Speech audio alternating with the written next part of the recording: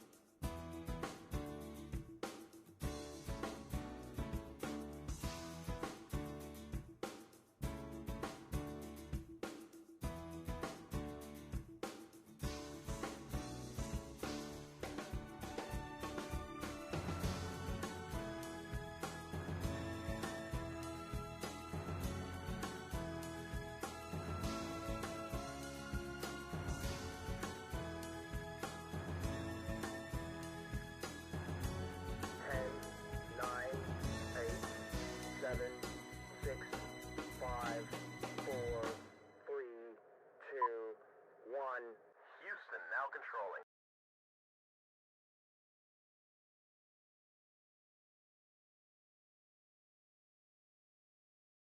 So here, hello everybody, welcome. See if y'all can hear me okay. If you can hear me okay, give me a like.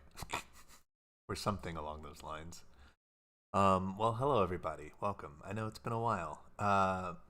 We are simulcasting on a few different platforms, so if you see me glancing around, that's just me reading all of the comments. So tonight is going to be a little interesting, and it's really cool because we have a aviation safety inspector from a Fsdo that's going to be answering some questions and some busting some myths about what they actually do and what you can expect them,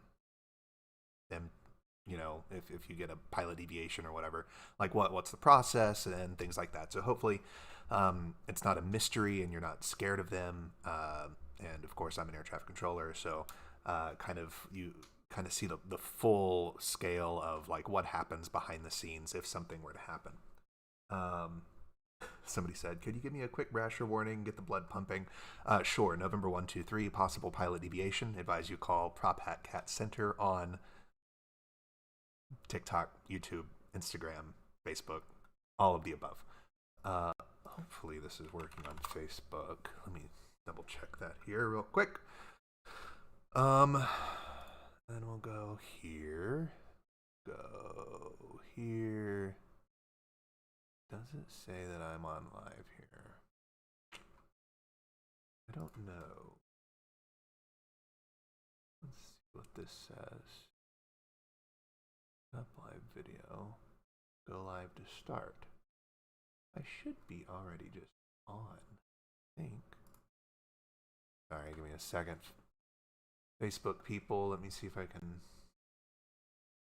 figure out how to do this. Prop Hat Cat.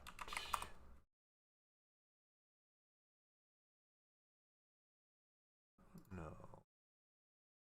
Let's see here. If it's blue, does that mean it's live? News story? No. Okay, well.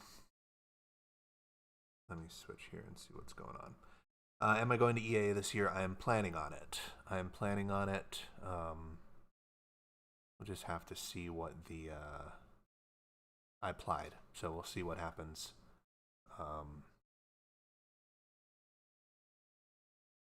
Not currently live video. The process. I thought my Streamlabs would be able to do this, and it's not, so here we are. Stop. Streaming software. What I had, I thought, but maybe not. I don't know. I'm sorry, Facebook. I don't think it's going to work very well there, but there's still YouTube and there's still Instagram and there's still all sorts of stuff. So we'll figure it out. Trevor, that's funny. How do you know it's you if we go through Houston Center? I just made a video about that, actually. It's pinned on all of my things. Take a look at that. Oh yeah, my two kitties are on the bed right over here. Um, so there we go. Okay, I'm gonna go here. Let me get Mr. Nick in the party here. Just one second. Ba, ba, ba, ba, ba, ba. Settings. Multi get.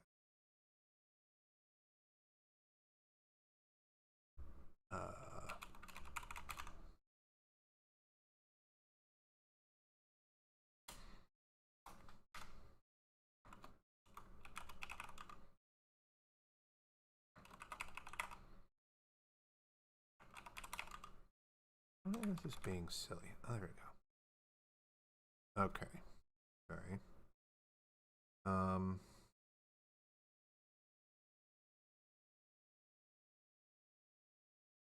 Alright, I'm gonna figure this out. And we'll be able to log in him here. You ever want to work at a tower controller, stick with the RTAC? I like the RTAC. It's nice. But in terms of extra stuff. Oh, cool. Perfect. Yeah, I don't know. I like the center. It would be cool to see the tower. But let me see here.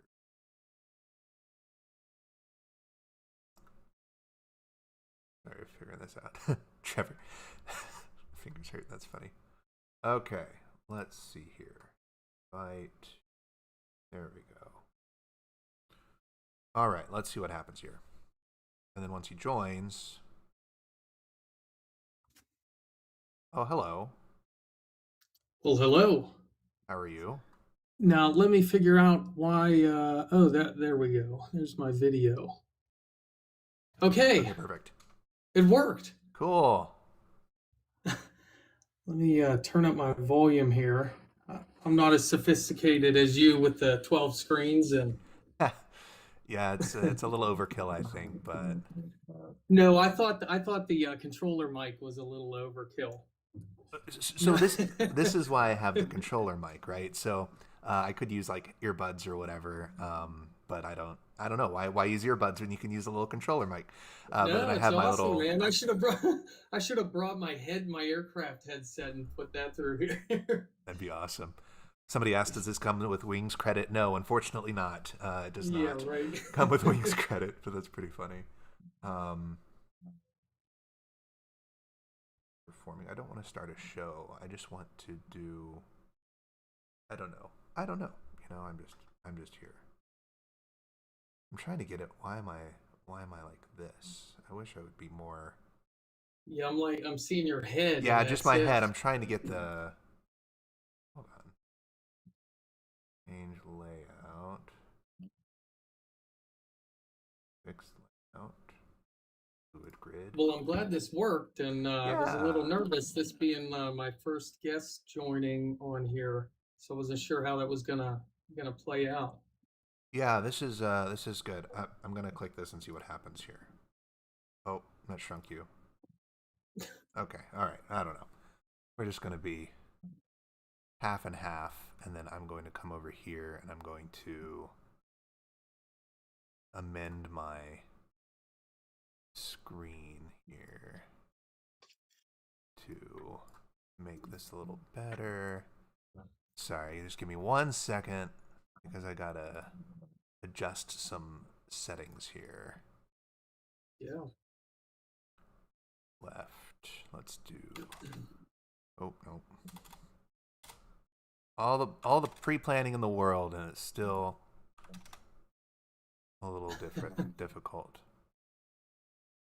Okay, that work.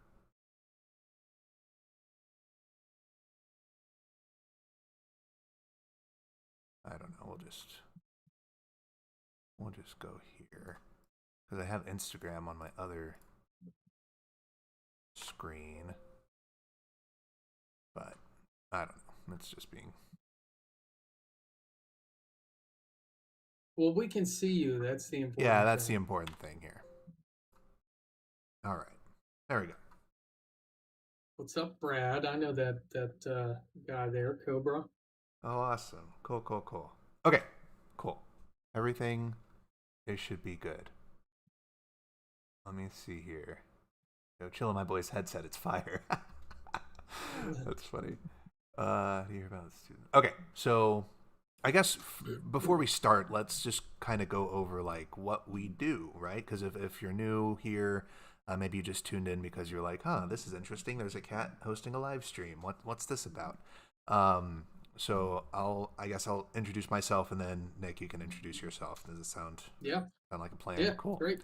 Well, hello everybody. My name is Marcus, or Prop Hat Cat, and I am a air traffic controller at Houston Center. And everything that I say is my own opinion. I don't speak for the FAA or NACA. Here's my little disclaimer. Because, you have to have a disclaimer. Everything deserves a disclaimer.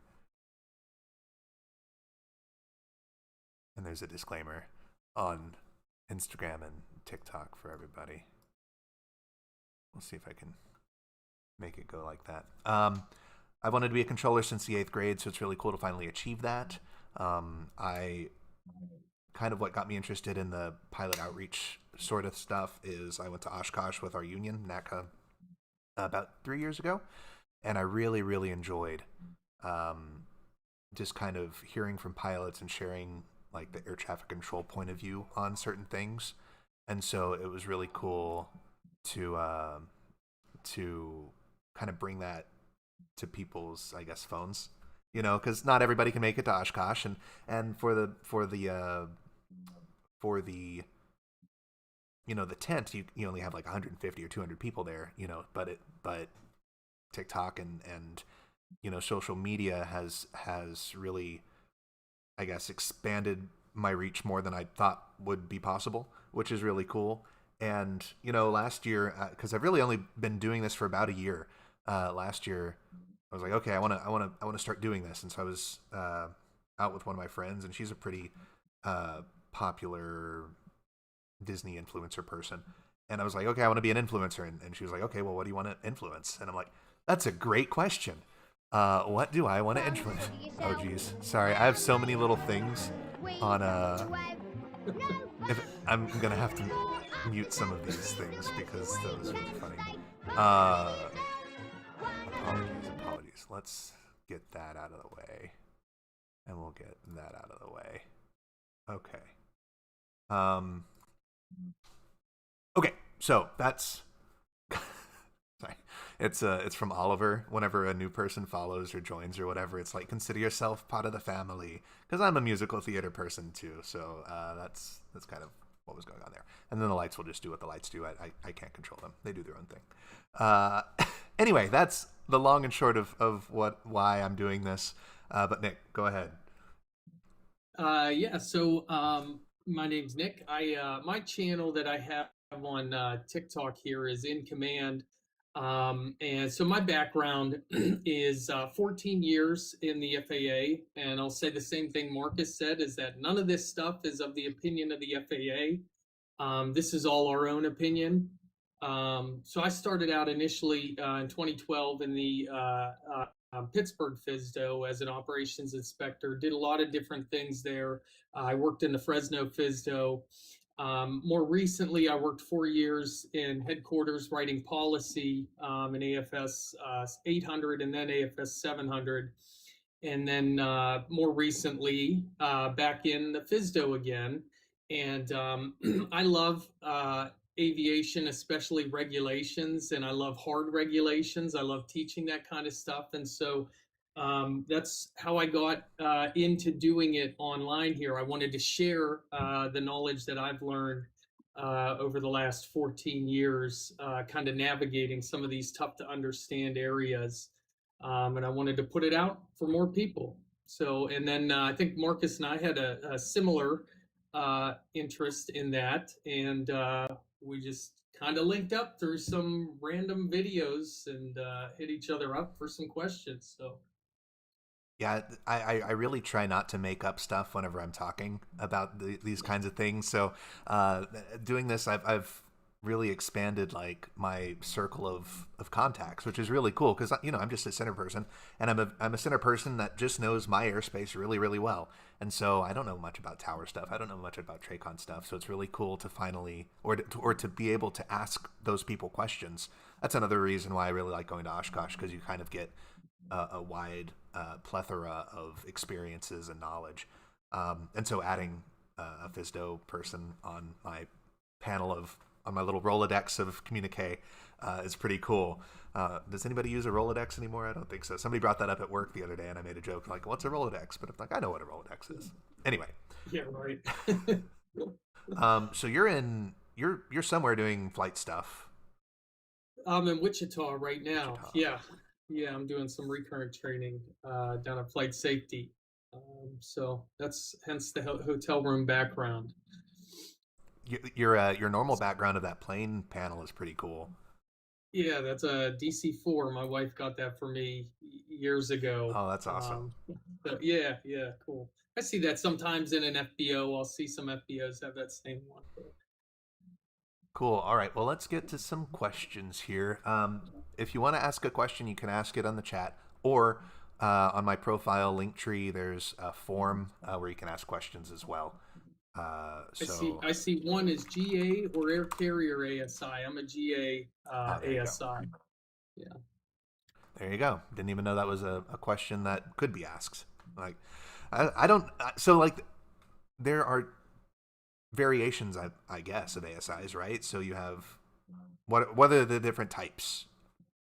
Yeah, so in the Fsdo, actually in either the like a certificate management office or a Fsdo, you have either an operations ASI who's a pilot ASI. You have an avionics ASI who deals specifically with that, and then you have an airworthiness ASI who deals with the like an A&P ASI. And then there's a CMO who's dedicated to, specifically to one airline, American or United. They have their own certificate management team, which comprises of an ops inspector, an airworthiness, and an avionics inspector.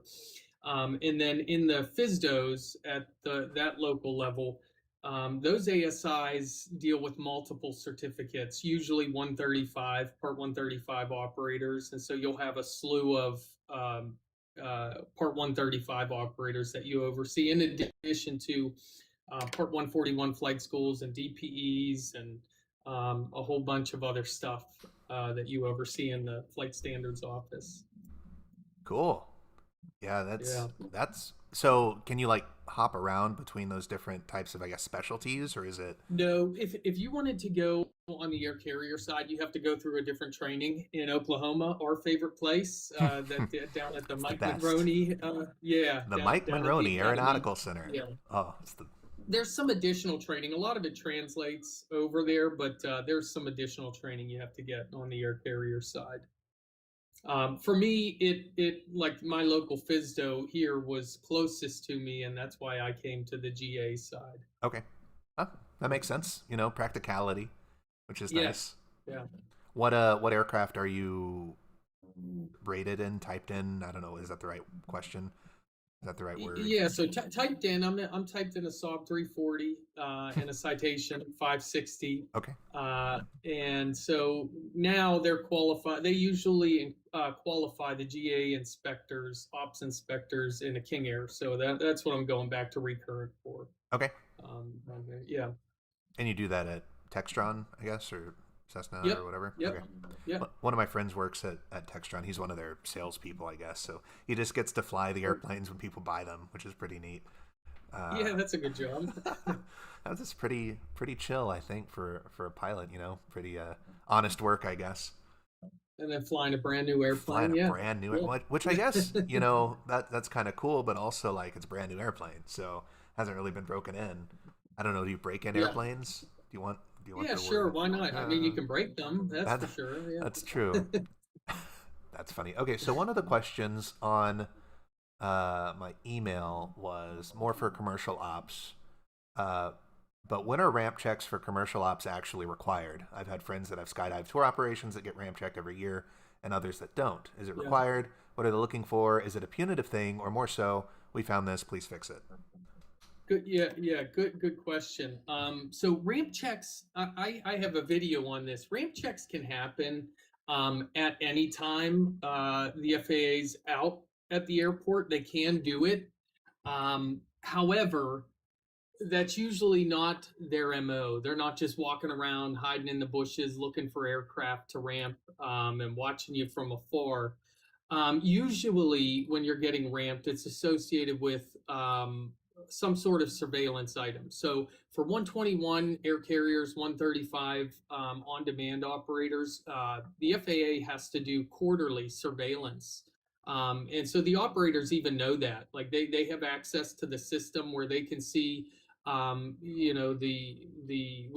able to send them the inspection that's going to take place so they can prepare for it if they need to. But so for them it's more routine for an air carrier, a 135.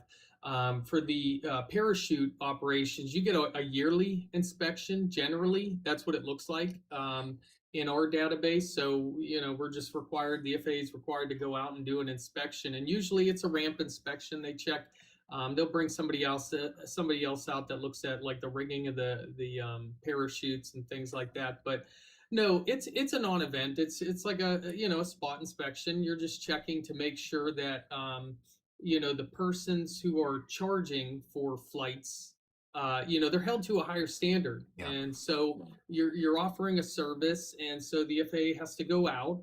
And almost all the time, the company, whoever's getting the inspection, is going to get warning, that the FAA is coming out. Rarely does the FAA just come out without notice. The guidance will actually tell you as the inspector that you're to call and let them know, and so that they can be prepared. There's no secrets to any of this stuff. You either go out there and the aircraft's airworthy and the airman has the certificates, or they don't. So, yeah, I don't know. I hope that answers the question. Yeah, there. I think so. Side question: have you ever been skydiving before? I have. So I used to. When I was flight instructing, I got hooked up with this skydive company who they didn't pay their pilots, but they like I got all the flight time. I could fly. Yeah. And so I would flight instruct 5 days a week, and then on Fridays I would drive out to the country, out at this old grass strip. I'd set up a tent. I would camp out there all weekend. And Friday night I would fly like 2 or 3 loads, and then once the sun was down, then the next morning, Saturday, wake up all day, fly all day. Sunday, same thing, all day long. Oh my gosh. And then one day it was a quiet Friday night, and the owner said, "You want to go skydiving?" And I said, "Well, do you have a load?" I didn't know he meant like me actually going. So they took me in the hangar and gave me a half-hour, tandem. I was just hooked up to somebody tandem, and they gave me the briefing on what to do and took us up to, I think it was like 12.5 or whatever it was, and dropped us out. Yeah, so that was the one and only time I went skydiving, and that was a tandem skydive. Yeah. Wow. Yeah, I think you have to do tandem skydives, right? Or your first time if you're by yourself, or can you be by yourself? You can be taught. You can be taught, and somebody might correct me on this, but from what I recall, it was like a static line. So you don't pull the chute, you'll get hooked up, or somebody will pull it while you jump out the door. Okay. And then it's automatically deployed right then and there. And I think you can start like right away just doing static lines. The course is a little bit longer though. You've got to go through a longer course on a ground course to practice that. Cool. Somebody over here asked, where did it go? How often have you heard about students or even proficient pilots busting a Class Bravo? Was that for you or for me or for both? Here's something that was like in my mind how this was possibly going to go was like, how about we start out with you? Like, how many times have you heard about that, and or what would happen Okay. All right. I from the like that. controller I like that. standpoint? And Yeah. I can pick up, All right. what happens That after sounds that. good. That sounds good. Well, I don't really work class bravos, so Right, right. that's kind of my answer. But the How about if prominent. a student violated a class alpha without clearance? I'm kidding. I don't know if it was a But I guess student, that's a but we've had a few instances where a VFR guy is flying at 17.5 and he flies into a area with a different altimeter and it bumps him up to 18, which is pretty interesting. But normally when that's happening, the altimeter settings are low anyway, so we're not probably using 18. Is that right? A low altimeter means you're higher. Is that what? Or is it the other way around? now you're making me think on the spot here. Yeah, yeah, I think right. Yeah, Regardless, one of the things was it made him look higher. But if you got a guy at 17.5, we're probably not going to put anybody at 18 over him anyway. Regardless, right. that's the I made a video about.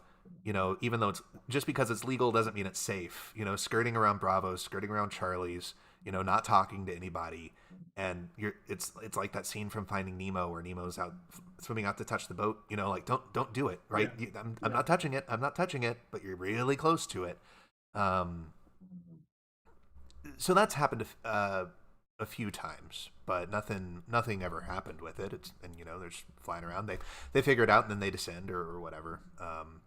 What's more prevalent is VFR survey guys at like 16.5 or 16.3 or something, at like an odd altitude. Like sure, they're talking to air traffic control, but they're not at a proper VFR altitude. They're not at a proper IFR altitude because that's the altitude they need for their survey. Okay, cool. But that also means that if you're at 16 around link, that's our arrival windows, 12 to 15. So you got guys dumping underneath you on a descent via that can get kind of sketchy every now and then. So it's just, Yeah. and it never fails. It's always, they're always just right on the edge of where they're like the most in the way possible. And it's not their fault. It's just where they're supposed to be working. But it just seems like they're out to get us sometimes. And then so if somebody does, like if you observe somebody get a pilot deviation, they climbed above an altitude. This is where this next question, it looks like, is going, is the Brasher warning. Yeah. And so have you ever had to give somebody the Brasher? For something that they did in my airspace, no. I have had to give a Brasher for a pilot who busted an altitude on a departure out of Houston. They called us and like, hey, we need you to Brasher this guy. Okay, cool. Give him the phone number or but no, never for anybody that I was working, which is pretty cool because I guess all the pilots that I work are top notch. And Yeah. Just because you get a Brasher doesn't mean that you're not top notch. It just means that something happened, right? So we need to talk about possibly isn't the something wording happened. potentially Yeah. Potential pilot deviation. Possible pilot deviation. That's the word, right? Possible pilot deviation. And so on my end, what that looks like, and that's the reason you say that, is because we don't know yet whether there was a pilot deviation or not. And so I think, what are they called? The quality specialists? Yeah, quality or control people. Quality. They put together a package in this database, and it includes like the whole radar screen. Like I can see, like what you guys see on your radar screen. A lot of times it includes the audio. Sometimes it doesn't.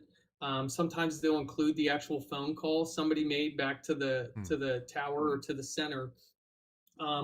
And then what we do is it gets sent to the Fsdo, and the Fsdo starts the investigation from there. It's not, you asked me a couple days ago, but it's not always immediately. Sometimes it could be a couple weeks. It might be a week until we get the package, and then it might be a couple weeks after that until the Fsdo even starts into the investigation. And so, a lot of times somebody might not hear something right away. And I've had people say, well, I thought that was a non-issue. I didn't hear anything about it. And it's just the speed of how things work, crossing from ATC over to the Fsdo.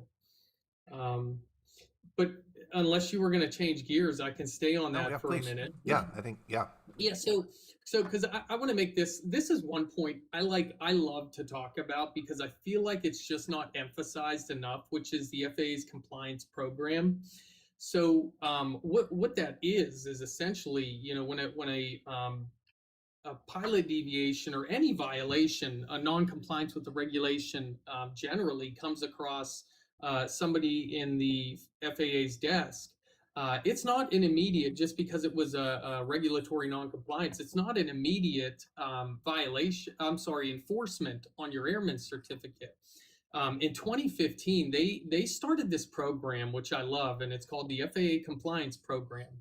And so how do you know if NASA or ASAP report was filed on the deviation? We'll talk about that in a second too.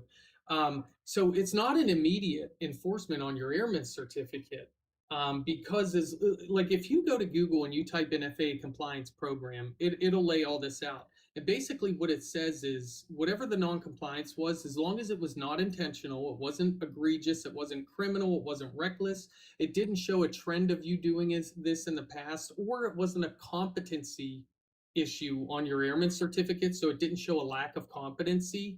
The FAA will generally, as long as you're willing and able, work with you through what's called the compliance program. And that keeps it away from your airman certificate. It keeps it more local in nature with the Fsdo. And so what that looks like is, if the root cause showed that, yeah, it was an accident, it wasn't intentional, you didn't do what you were doing on purpose, they'll do like a formal counseling.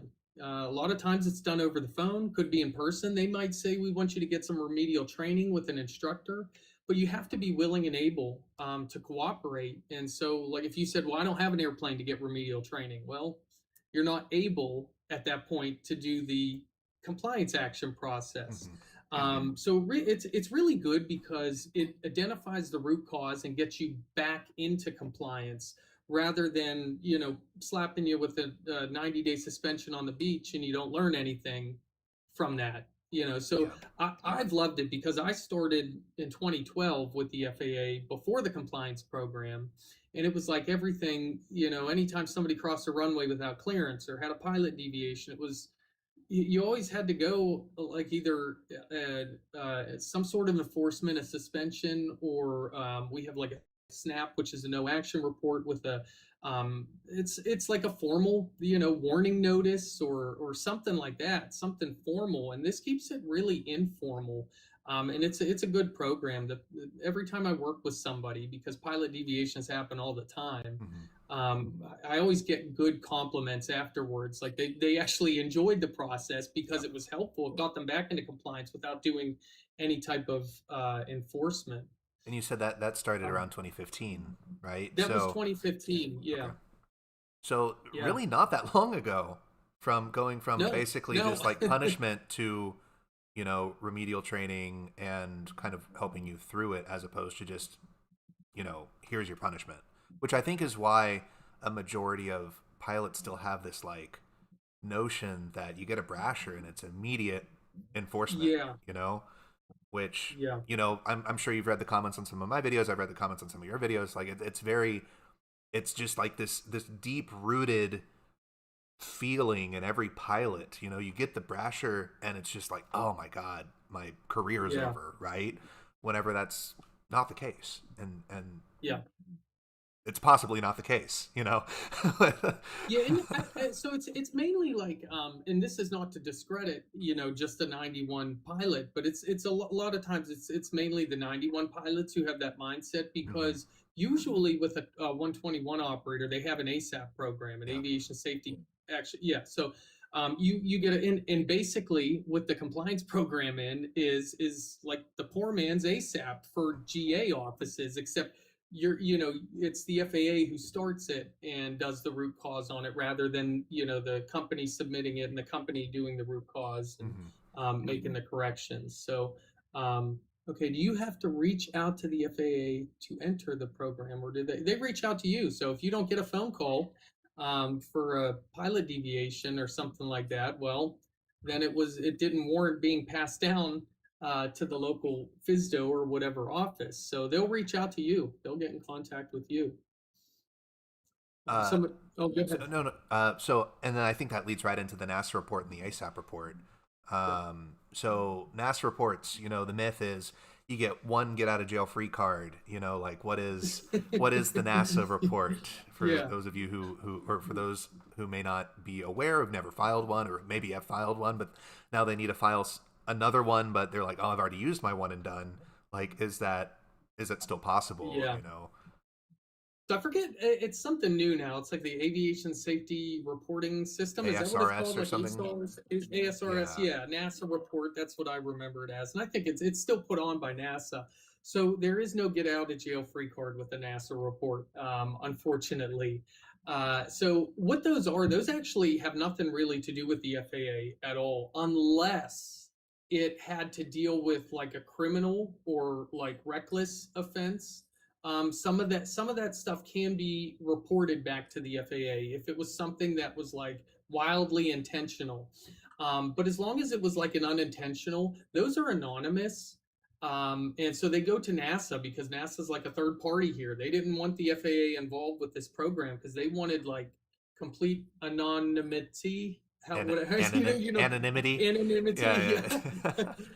yeah. So they wanted that. They wanted to be that third party, and they wanted to like take control of the like taking that information and disseminating it to the general public. So really what that report is I would encourage anybody if they had a mishap or an event or a violation or something to file them one of those out, because what those reports do is they don't attach your name's not attached to it. It's completely anonymous, but it helps other pilots. Mhm. They'll read it and they can see what the issue was and how and why it happened, and so that'll help them out in the future. As far as like being attached to an FAA enforcement, like I just said, actually I looked this up because I knew it was a regulation, but I couldn't remember what it was. It's 91.25, and it basically says like they don't send this stuff to the FAA. The FAA doesn't get the NASA report. So if you file one, that stays with NASA and your name's not attached to it. They will send you a receipt. Like you filled out the report, and NASA will send you a receipt back just saying like, hey, we got your report. Great. There's nothing included in that receipt other Mhm. than I think like a timestamp and your name. That's it. So it doesn't get attached at all to a pilot deviation. And I've had people in the past ask me, or tell me, well, I filed a NASA report, because I think people think that it's a get out of jail free card. But if you think about it like this, like if you did do something intentional, let's say um, I don't know, you knew you were going to be overweight and you said, well, screw it, I'm just taking off anyways. And you ended up crashing. And you said, well, I knew I was overweight, but I was going to do it anyways. Well, you know what? I've never done that NASA card. Let me fill it out now. Like it doesn't work that way. And that like wouldn't make any sense. Yeah. The whole point of the NASA report is to help other pilots. And so I'll have guys tell me that it helps to show like you're taking some sort of proactive approach in the investigation. But really, like I said, what the FAA does in these investigations is they're determining whether whatever happened was intentional, egregious, reckless, criminal. It didn't show a trend of it happening before, or it didn't show a lack of competency. Anything else is really supplemental. So even if you said, well, I went out and got some more training with a flight instructor, that's great. That's awesome. We still have to do something. Well, the FAA still has to do something on the FAA's side to close it out. And again, that's what's so great about that compliance Mhm. program over doing an enforcement. So I think that goes into this question here. Should I call the number if I receive a Brasher? So if you receive a Brasher, possible pilot deviation, advise you call Houston Center at number. That phone call, you dial in, you call the supervisor. The supervisor then, has been briefed on what happened. They probably pulled the Falcon. That's that radar replay that you were talking about. They've listened to Yep. it. They've watched it, so that whenever you call, they know the air traffic control side. The phone call is for you to explain your side of what was going on. I was distracted, or I dropped my pen, or my cat threw up on me, or whatever thing was a contributing factor, if there was one, to whatever happened. you know. Yeah. And like you said, you sometimes get those phone calls, and so as opposed to using this NASA report to say, oh, I filed it, here you go, it's my get out of jail free card, the phone number is really your time to explain what happened and showing that it was an honest mistake, it was not intentional, it was not an egregious error, you know, because the inspector will probably listen to it, maybe, you know. Yeah. So would you agree with that kind of Yeah, logic? what they do, from from just my experience with pilot deviations is I'll usually hear the person on the landline saying, "Well, this, they'll say, well, what's the out, the person who had the deviation is going to say, well, what happens from here?" And whoever in the tower or center says basically, well, it's not up to me. We just take down the Yeah. information and forward the report on, and so yeah, a lot of times, the Fsdo gets those phone calls, the recording of it. I'll say this, like, I don't know if this is where they were going with the question, should you call the number, thinking like, well, if I don't call the number, you know, we have the end number is there, and so there's ways that the FAA tracks down, not like secretively, but like also, the only reason I say that is because anytime there is a deviation, a pilot deviation, or some sort of non-compliance, the FAA has to address it somehow. Yeah.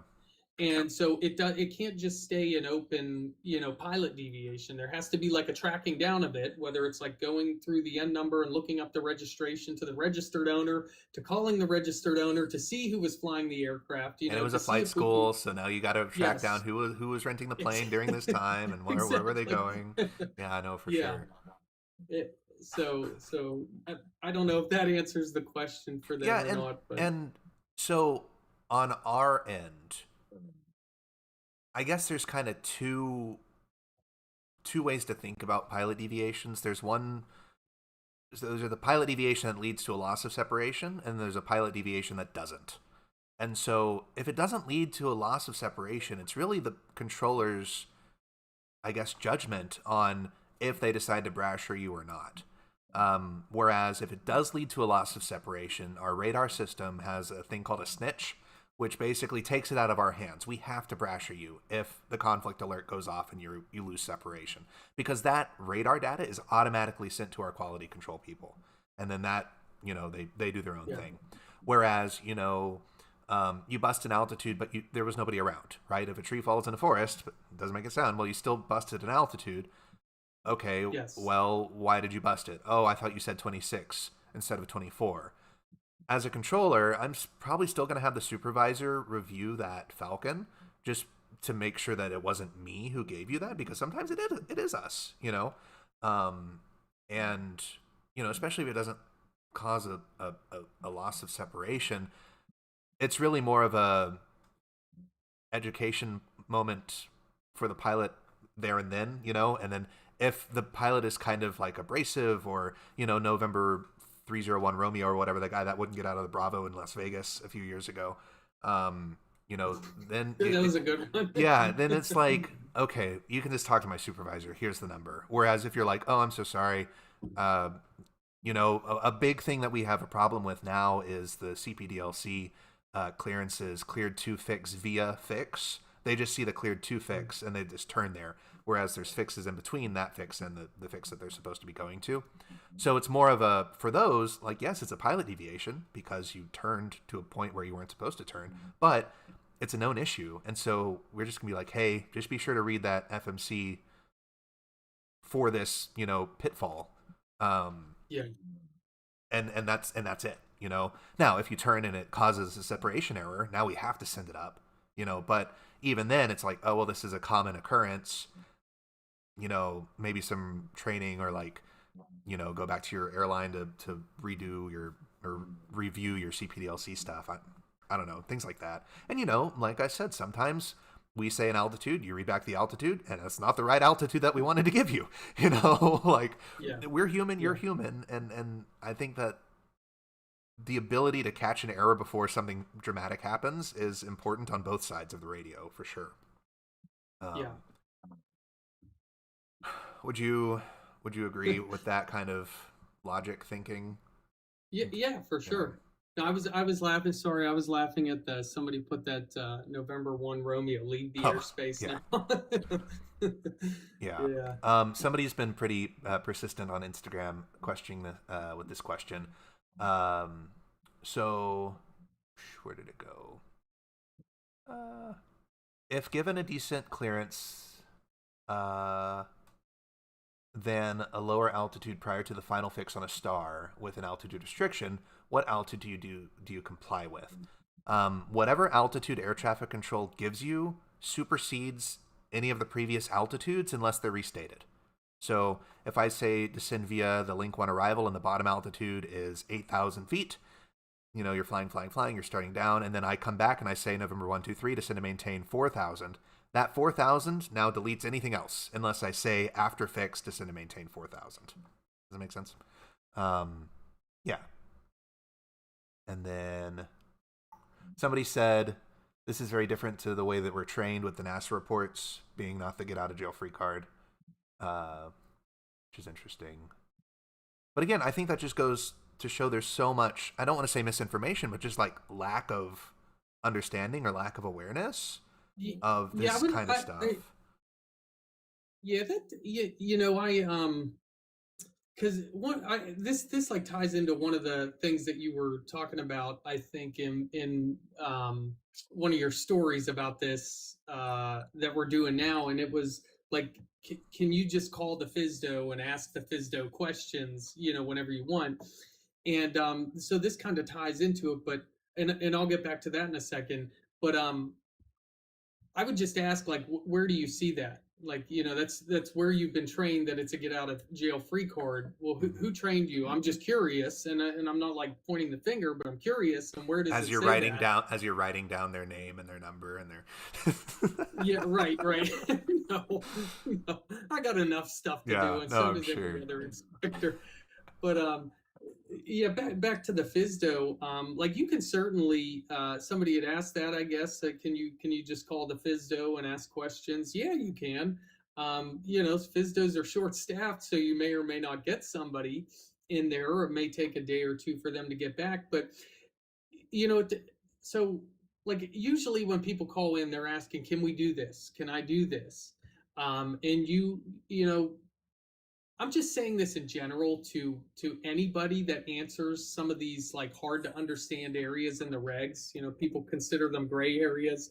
I tend to call them hard to understand areas in the regs, and I'll explain that in a second. But it you and I have worked together on some of these things. It takes a while Yeah, to research some of these things. And, like, if somebody just shoots from the hip, just in general, I'm not saying Fsdos, I'm not saying anybody, I'm just saying if anybody gives you an answer on something, I usually say, well, where did you get that? Because just so I know, so I can see it, and ask the same question.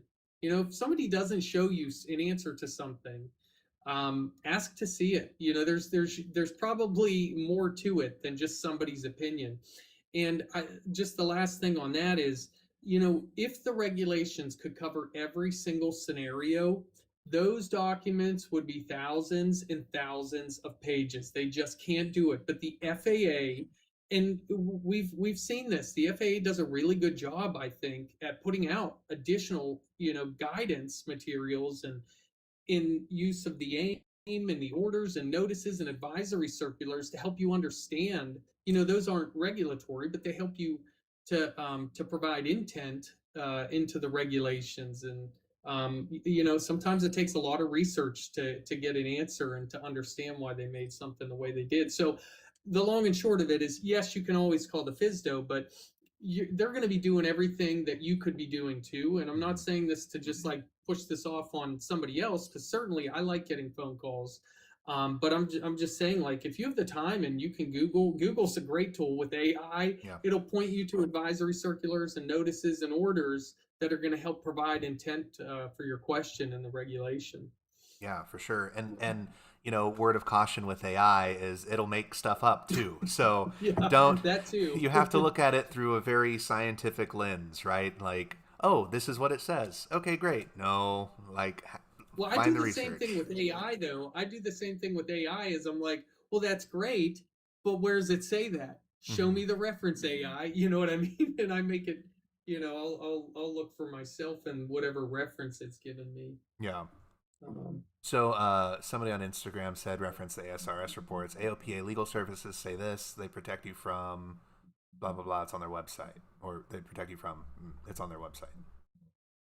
okay, that was AOPA. Yeah. But like you're saying, if it's anonymous, how do they correlate it between it happened and the investigation? Right. I don't know. Yeah, I'd have to look at that to see exactly what it says. But we don't get NASA reports. You know, the Fsdo doesn't get the NASA report. We don't get it. It even says they can't give us it. Mm-hmm. What does an average pilot deviation compliance plan look like? 3 hours of online learning, 10 hours of online learning. Oh no! And if you keep asking questions, it's another 5. No. Yeah, right. Is it like defensive driving where you go to like a steakhouse and they like tell you, okay, this is a class Bravo, you know, like these are the shelves, don't go under there. Yeah. No, generally, I would say, and this is from my experience. I'm not speaking for any other inspector out there, but generally, it's usually with a pilot deviation, it's a formal counseling of some sort, and usually it's over the phone. A lot of times, where it's what happens is like you get a phone call and it's like we ask all the questions. You know, how this happen? Why did it happen? And a lot of times it's just an altitude, you blew an altitude or something on an IFR flight plan. And the whole goal of the investigation is to determine what the root cause was. Did you really not know that you had to comply with ATC instructions? Because if that's the case, this is going to go a different route. But if it's, this is just something that was boneheaded, I wasn't paying attention, I bumped the autopilot, it was an accident, I plugged in the wrong altitude in the pre-selector, something like that. As long as, it didn't show a trend of this happening in the past, typically it's like a formal counseling. A lot of times it's like 15 minutes. It's, hey, here's the regulation. You have to comply with ATC instructions, a little bit of talk about the situation. What could you do better? And then I like to, it's not required, this isn't in our guidance, but I like to send some like FAA videos on compliance with ATC instructions, as a follow-up in an email or something. So those are typically how those end.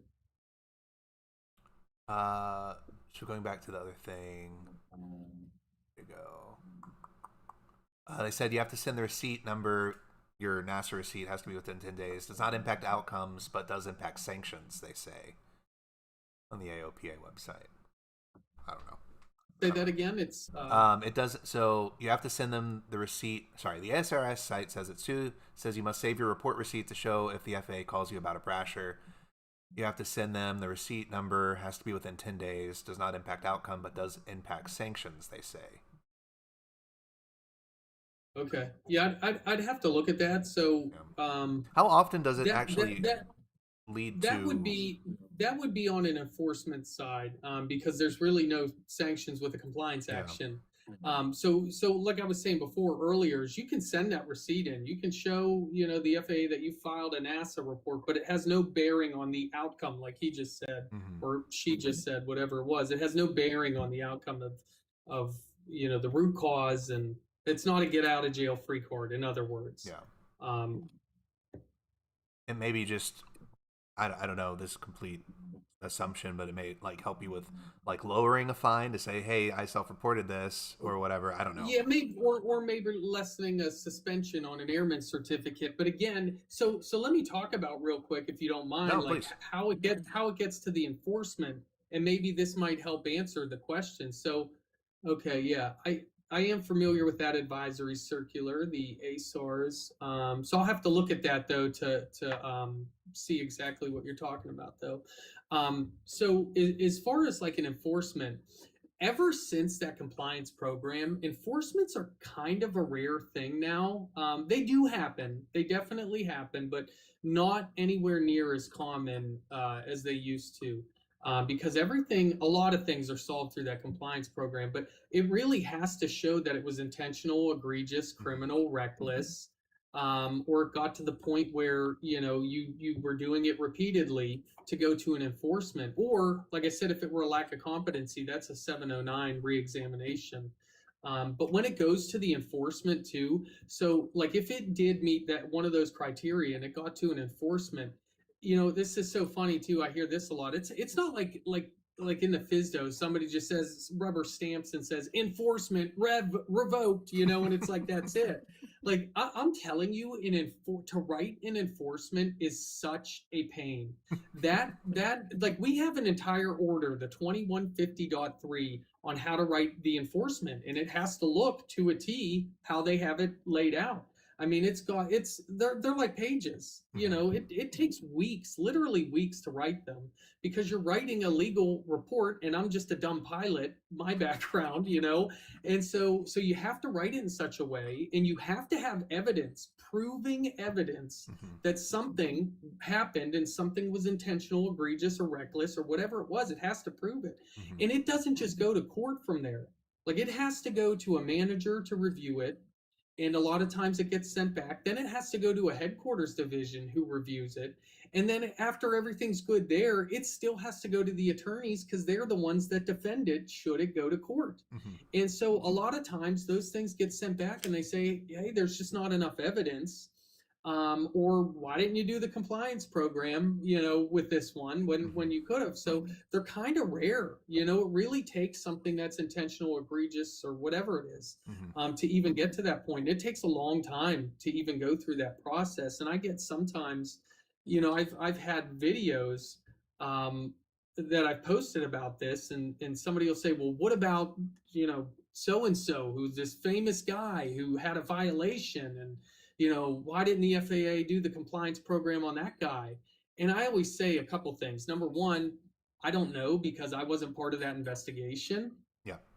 So I don't know all the facts, and chances are, you as the general public don't know all the facts either. You probably don't have all the videos and everything that happened with that. But, I'll say, a lot of times, and this goes with like check rides too, it's a lot of those things that you hear are one-sided, because I've known a lot of pilots who have failed check rides, and they always say, well, the guy failed me for this and that was it.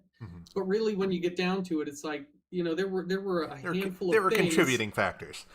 Yes, and so that's the point of the enforcement too, is those enforcements are not taken lightly. They really aren't. And they have to go through multiple levels. They have to go through the attorneys who look it over. And so it's not like just one guy in the Fsdo who's saying, I'm going to revoke the certificate, end of story. And that just doesn't happen. It goes, through multiple layers, and multiple different groups of people look at it. So there's got to be something warranted there. I'm not saying yay or nay to anybody on the internet, but I'm just saying, like, that's the process. Yeah. Somebody on YouTube, like I said, I'm looking at multiple screens, so if I'm not looking at you, yeah. I'm sorry, but okay. Somebody said, any insights on the likelihood of ramp checks for a private pilot? Why likely not? Any advice if you are ramped? There you go. That's a pretty Yeah, just cooperate. I mean, those are rare. Again, it's a rare thing to get ramp checked, as it does happen, but as a private pilot, it's rare. We're not, the FAA doesn't go out and do routine surveillance on Part 91, private pilots. You may have just showed up on the ramp one day and you're the lucky guy that's there.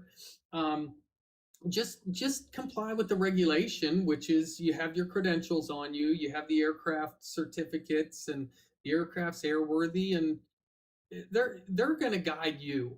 You don't have to guess. They're going to say, can I see your certificates? And they're going to generally just do what you would already do as a pre-flight. You make sure you have your medical, your airman certificate, your photo ID. You make sure the airworthiness, registration, the weight and balance data is all on the aircraft, and they're going to possibly walk around the airplane, take a look, see if there's anything that would render it unairworthy.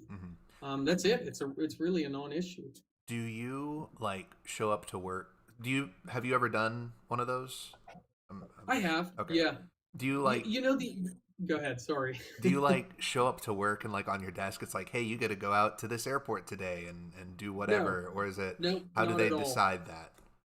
No, we generally, in the Fsdo, you have to have reason, for the most part, to be out there. Like, the funding just isn't there to just go out and Yeah. sit at an airport all day and hide in the bushes and wait for somebody to land. You know what I mean? Yeah. It's just so I've been out to an airport before where I've been doing a routine inspection and I've had general I'll be honest, a lot of times the random inspections for a random private pilot happen because maybe I have somebody I'm training with me Mm. and I need to get them trained on how to do ramp inspections. And Yeah. so I'll say, hey, there's a guy over there. Let's go check. Poor his guy. Poor sucker. Yeah, really. It's never been like an issue though, Yeah. Yeah, so for ramp checks, is it an open thing where you can just open a hangar and walk in? No. No, the FAA has to be very mindful of other people's property. And you can't just open an airplane either. That's not our aircraft, that's your property, your airplane. Certainly they can go out and walk around the airplane and look at it, but really somebody's got to be there in the hangar too. They can't just open a hangar and walk in. No.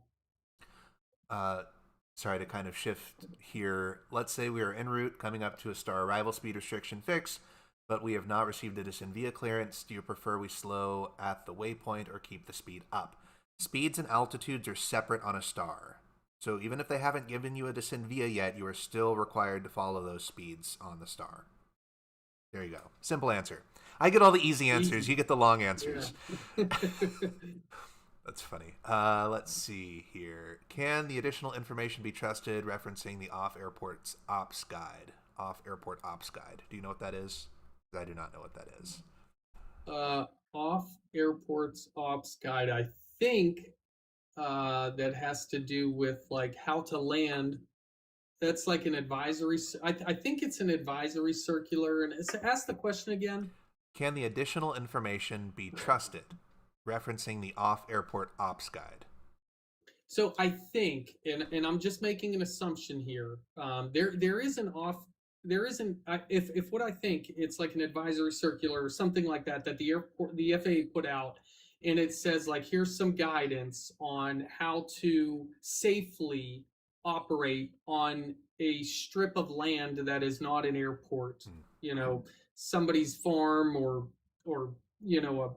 out in the middle of the wilderness, you want to land there, and they will give you guidance on how to survey the area before landing, and how to operate in and out of there because there's no windsocks and things like that. So can it be trusted? I'm trying to figure out if I'm falling into a trap here or not, because this ties into one of the comments I get frequently, which was, well, why didn't the FAA do the compliance action with so-and-so when they were flying over, somebody's house wanting to land? And so I'm trying to think of how to answer this. I mean, it's all good information in there. They tell you how to operate. So I think it can be trusted. Yeah, it's FAA guidance. It's not regulatory. It's guidance on how to do something safely. Certainly it's not the only guidance, I'm sure, and I'm sure you have your own techniques and things, but it's safe guidance to help you comply with something or to help you land somewhere off airport. I'll just revert back to if this happens to deal with that question. I don't know all of the facts. I don't think either of us on here know all of the facts of that. So hard to say. Somebody asked if I have any plans on getting my pilot certificate. I actually have 7 hours in a Skyhawk flight training. I know. I have probably 1,500 hours in a flight simulator though. Where did you go to school? I went to LeTourneau University in Longview for aviation management with a concentration in air traffic control and a double minor in aircraft dispatch and business administration. Which was fun. But no, I basically did everything except flying and maintenance there, which is 2 out of 4 isn't terrible. And I just get airsick in tiny airplanes. That's the problem. And in order to get to the big airplanes, you have to fly the tiny ones. Now, granted, I was flight training in McKinney, which is like Northeast Texas, in the summer, so that probably wasn't like the most conducive to not air sickness. But now, what got you interested in it? Was it pushing 10? Was it Was that pushing the 10? movie uh, that? no. So I remember getting Flight Simulator 10 growing up. Probably, I don't know, fourth or fifth grade. Played that a little bit, and then there was like a multiplayer version that you could play, and I was the air traffic controller on that, which was fun.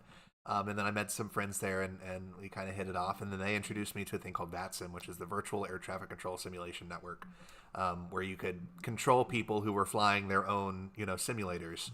So I Yeah. really started that in the eighth grade, and I kind of did that up until, I mean, I still do it. And that kind of got me interested in aviation. I originally started out getting a BFA in musical theater from Webster University in St. Louis. Um, but then I realized the start of being an artist life probably wasn't for me.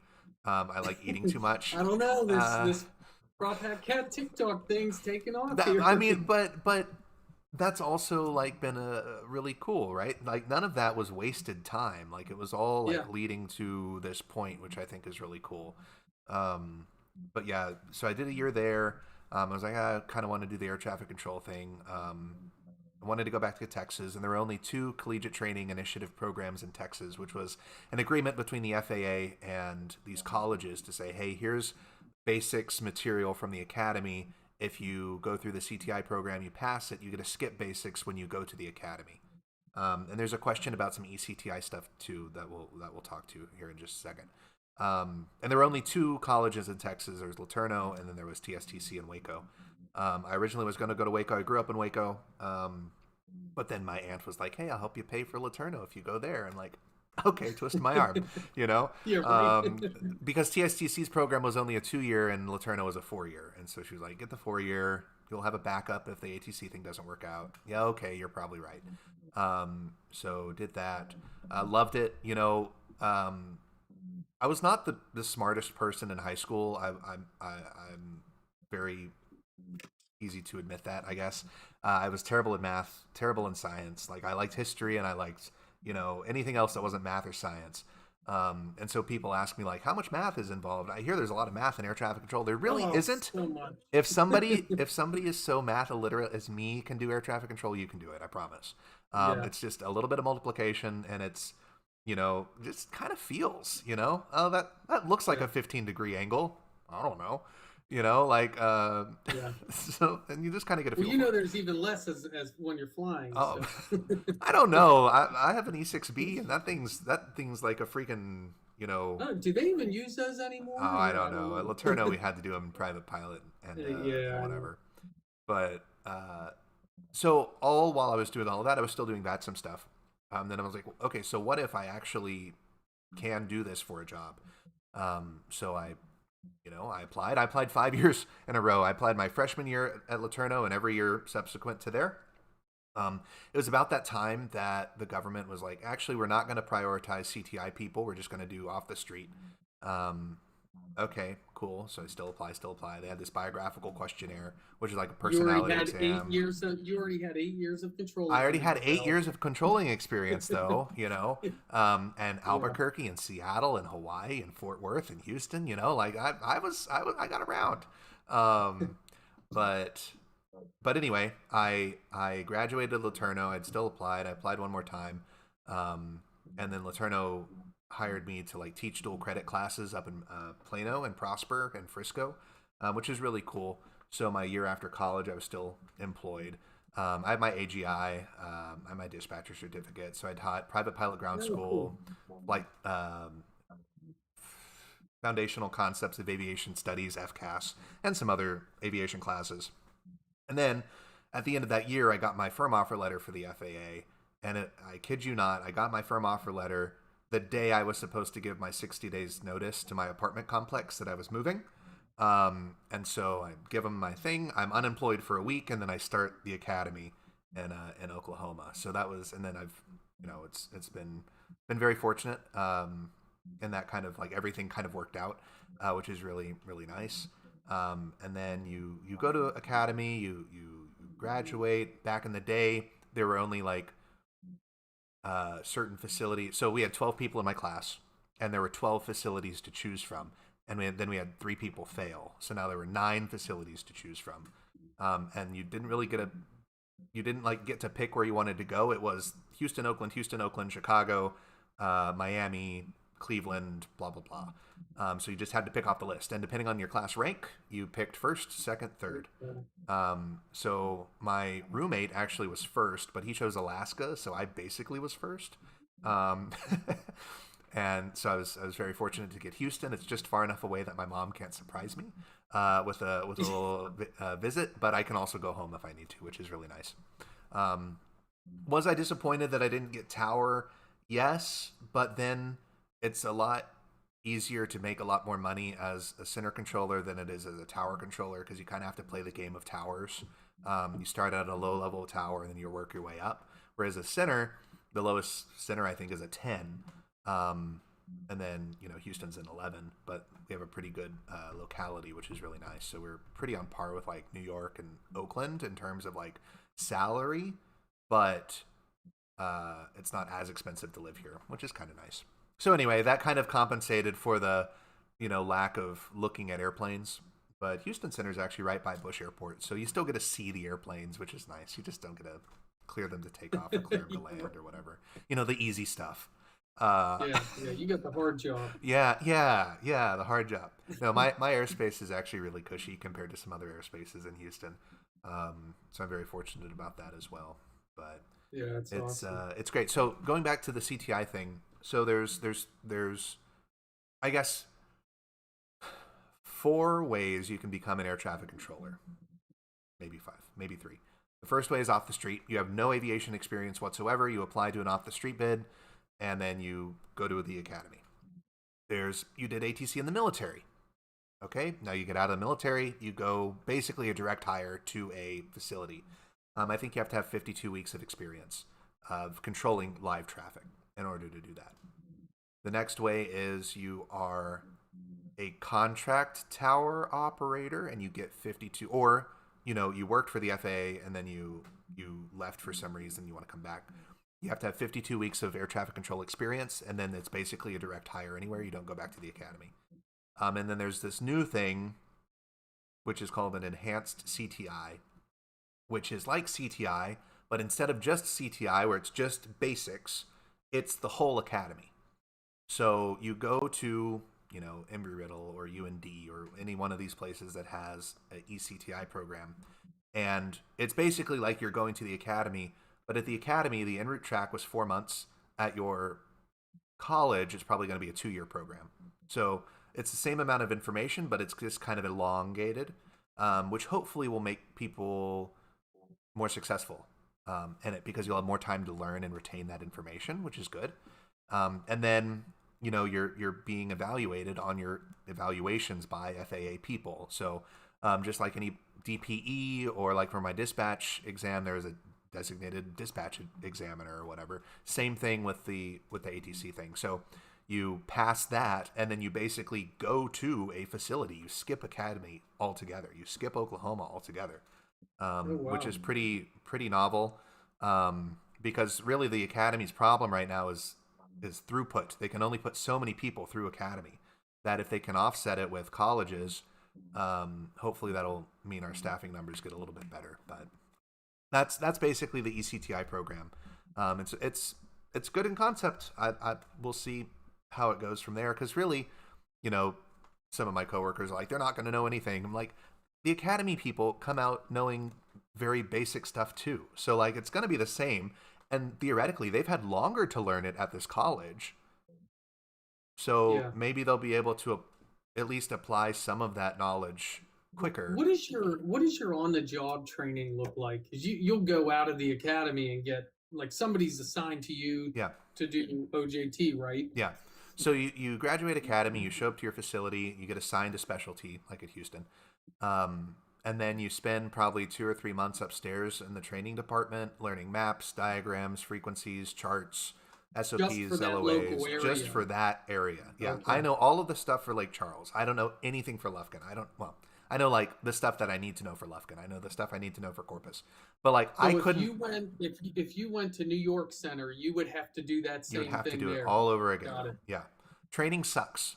So normally when you go to a center, people stay at the center because they don't want to retrain because it's so much information. A tower, yes, it can be difficult, but it's a lot less stuff. Like it's still important. It's Yeah. still, you're still doing the stuff. But for my airspace, I think I have 40 frequencies, 45 frequencies I have to know, just frequencies. And each of those frequencies is associated with an altitude stratum and is associated with a lateral boundary and is associated with blah, blah, blah, blah, blah. Whereas a tower, a busy tower, you got a north tower, a south tower, a middle tower, the different grounds, the different departures and arrival controllers. But like, that's probably half of the frequencies that I would have to know just for my airspace.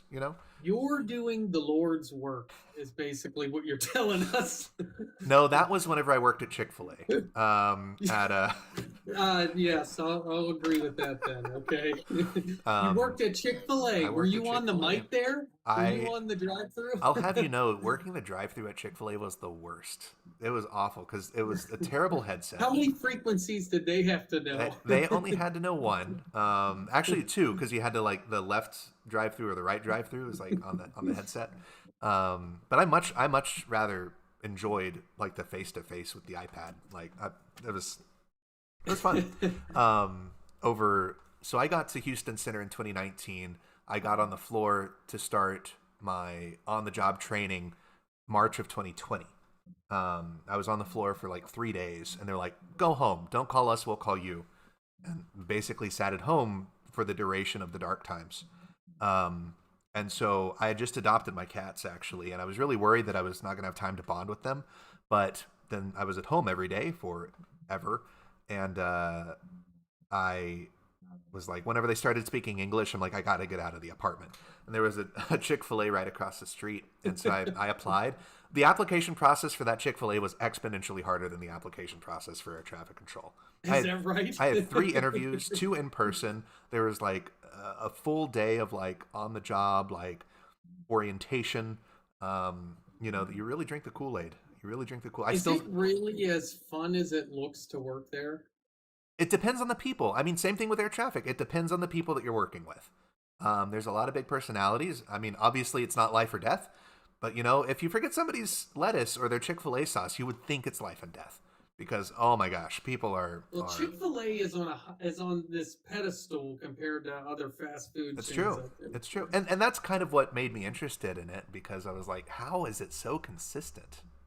How is it so consistent across the thing? And it's consistent because they hold everybody to such a high standard, which is kind of cool. Anyway, so I still say my pleasure when people say thank you, and it's really difficult to break that because you really are drinking the Kool-Aid. But I think one of the biggest things that I learned there is their method for conflict resolution, which I think is pretty beneficial for anybody. They call it the herd method, because cows. But it's herd. You hear the problem. That means you're actively listening, right? You empathize with their problem. You apologize with the problem. You're like, oh, I'm so sorry. It's a personal apology, right? You resolve the situation. So you give them their chicken sandwich without pickles or whatever. And then you delight them. So, oh, here's a cookie, oh, I'm so sorry or whatever. It's like, oh, boop, boop, boop, there you go. And I think that is kind of a universal thing. So I take that into, responding to comments on here that may be more negative than positive, or, a lot of people in my comments really don't know what air traffic controllers do or what we see or what we experience. And that's perfectly fine. You don't have to. That's why we're here, right? That's why we're doing all of this. And I try and approach the people who are, lacking context, to put it nicely, with that mentality because they just don't know. They don't know what question to ask. So it's coming off as this way. Yeah. And so trying to answer them with that empathetic way as opposed to, a New York tower controller situation where you're just like, shut up, don't do it, blah, blah, blah. This is me, blah, blah, blah, blah, blah. Yeah, I think it's been really beneficial. I find a lot of people don't understand what we do in the Fsdo either. And although I post it in my bio, it's like a very short snippet. I'm an FAA ASI, and it's I kind of don't promote it a whole ton because I feel like like I said, because they don't understand what we do. Some people think that like I'm secretly spying on people on the internet, posting videos or something, and Yeah. I've actually been kicked out of Facebook groups because This guy's a somebody Fed. literally somebody has said you might want to check this guy, he's a Fed, and boom, I was banned from the Facebook group. And I'm like, I'm Oh, just trying to show you how the regs read. I don't really care. I'm not looking at, I'm off the clock. I do this stuff like you do in my yeah. off time, And that's I think my favorite comment. So like sometimes I'll stream VATSIM on here, and it's like, wow, this guy works airplanes all day. Then he comes home and he streams working airplanes, and I'm like, there's a reason that I do that on here though, because it shows you actively what we are doing, Yeah, in a yeah, spot where I can't live stream at work, right. unfortunately. Nor And would I want to. nor would I In my want case, I to. wouldn't want to. It would be so Yeah, boring. the You'd amount say, of "Wow, that." the Yeah. amount of bleeping I would have to do, because every other word in a center is probably a bad word for some people. Yeah, right. So that's funny. Sorry, I'm looking at some of these. Headed to FAA en route Academy soon. Can you give a quick reflection on your experience there? I had a really great group of people that I was with, and that made it a lot more helpful. Um, Study groups are going to be your friend, but it's important that your study group knows what they're doing, because otherwise it's going to be the blind leading the blind or the deaf leading the deaf. So if you have somebody in your class who kind of gets it, kind of work with them, or if you're the person who gets it, kind of help out others. It's not me versus you, especially now, because yes, class rank determines where you can pick, but you can pick anywhere that's open, which is really cool, as opposed to whenever I had to go, it was just you got to pick off the list. So that's kind of a positive change, I think, that the FAA made with the new academy way of doing stuff. But yeah, it takes some time to decompress, right? Monday through Friday, you're going to be going, drinking from a fire hose.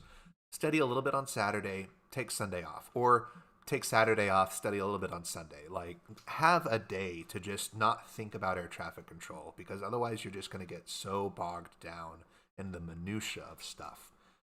And the academy is not teaching you how to be an air traffic controller. They're teaching you how to read the regulations, how to understand rules, how to apply concepts, or how to understand concepts, so that whenever you get to the facility, you can then not have to worry about how to do that, and you can actually learn how to be a controller. I think that is my big takeaway there. Also, if you go to Hideaway Pizza, Hideaway is my shout out. Not sponsored. Hideaway Pizza. Is that in Oklahoma? It's in Oklahoma. Yeah. Oh, okay. It's delicious. I can't say I've ever been. There's one in downtown. Next time you're there, it's one of the golden spots in Oklahoma. Good to know. There's not that many in Oklahoma City, but Yeah. it's good. And you get a drink and you get a cup. I have so many of these cups. It's great. Oh boy, it's like going to Chuck E. Cheese as an adult. Much better pizza. Much better pizza.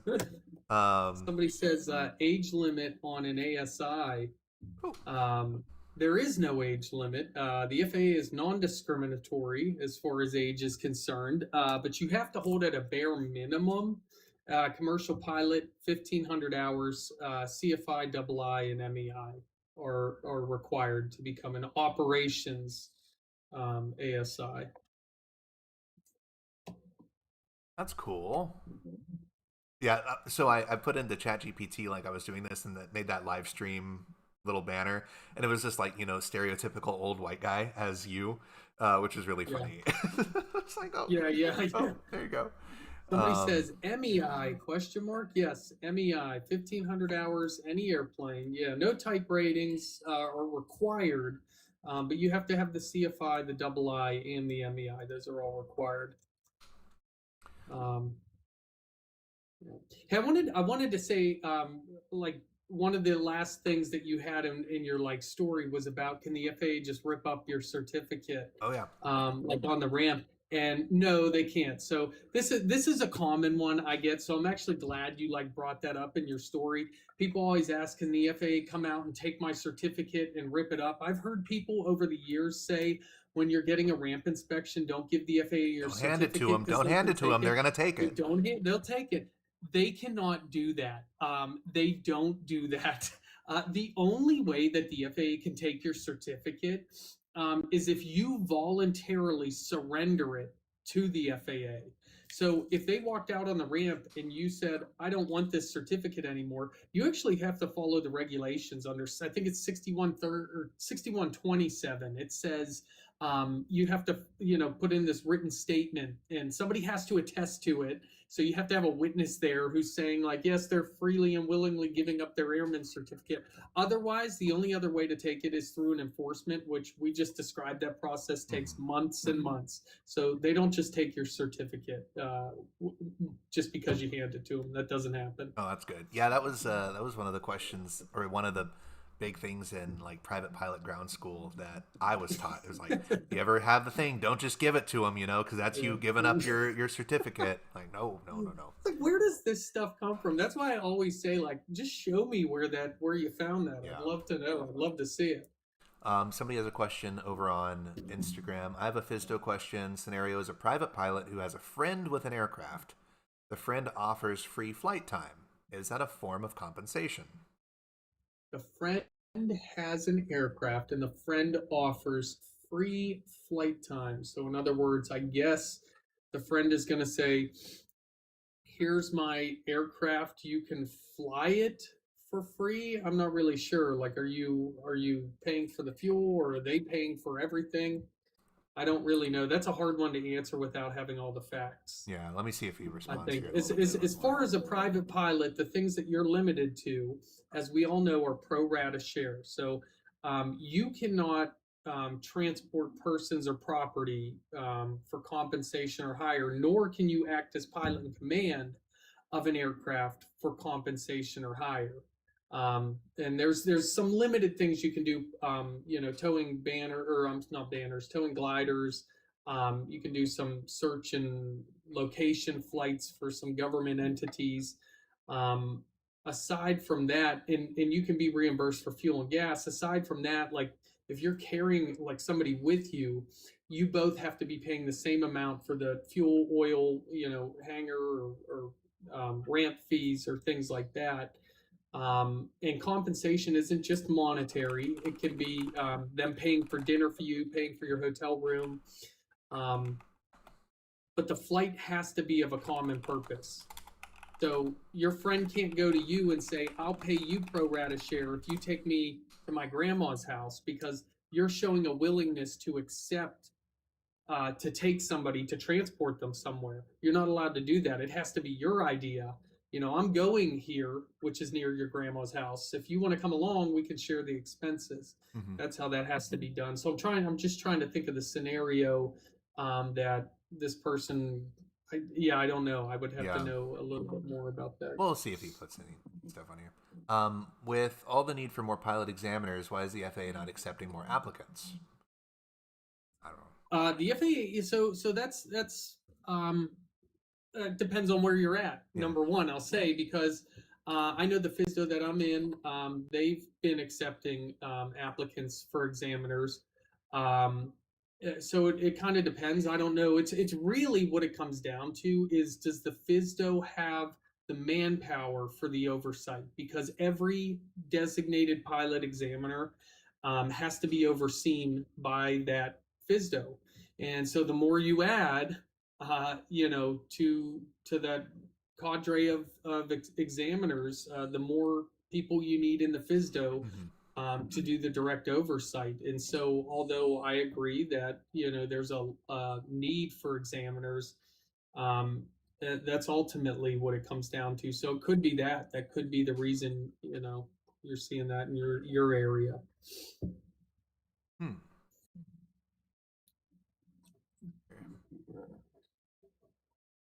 Check AC 61142. I think, without looking it up, that's the private pilot comp and hire AC that he's referring to.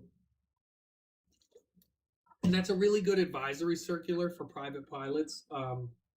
So I'm glad I'm assuming he or she, they brought that up, because there's a lot of good examples and scenarios in that advisory circular, for private pilots for knowing what they can and can't do. I just don't know specifically what the person's asking about with So the I think he just responded. That makes sense. I hear all the time private pilots saying they have a friend that will let them use their plane to build time. All they ask for you is to pay for the fuel. Is that what you were saying? Yeah. So I mean, if you're paying for the expenses of the aircraft, yeah. I mean, somebody's not paying you to operate the aircraft. Mm-hmm. Somebody asked, kind of pivoting, do you think a 29-year-old male with ADHD with glasses could do ATC? I love aviation, just have no formal training. Somebody asked me this the other day. I don't know the medical requirements for ADHD. I'm not a doctor, obviously. I do know if you have a diagnosis, it's probably going to make getting your medical a little bit more difficult. Same thing with being a pilot, same thing with being an air traffic controller. An air traffic controller has to keep the equivalent of a class 2 medical for a pilot. So it's not necessarily a class 2 medical, but it's like equivalent, like adjacent to a class 2 medical. The next one underneath said, I would almost argue that ADHD makes you a better pilot and a better controller. And a better controller. I think the key word is diagnosed, right? Right. I have a lot of coworkers who may be not diagnosed with that. The attention to detail, right? The attention to detail, really, yeah. being able to multitask, focus really yeah. fast.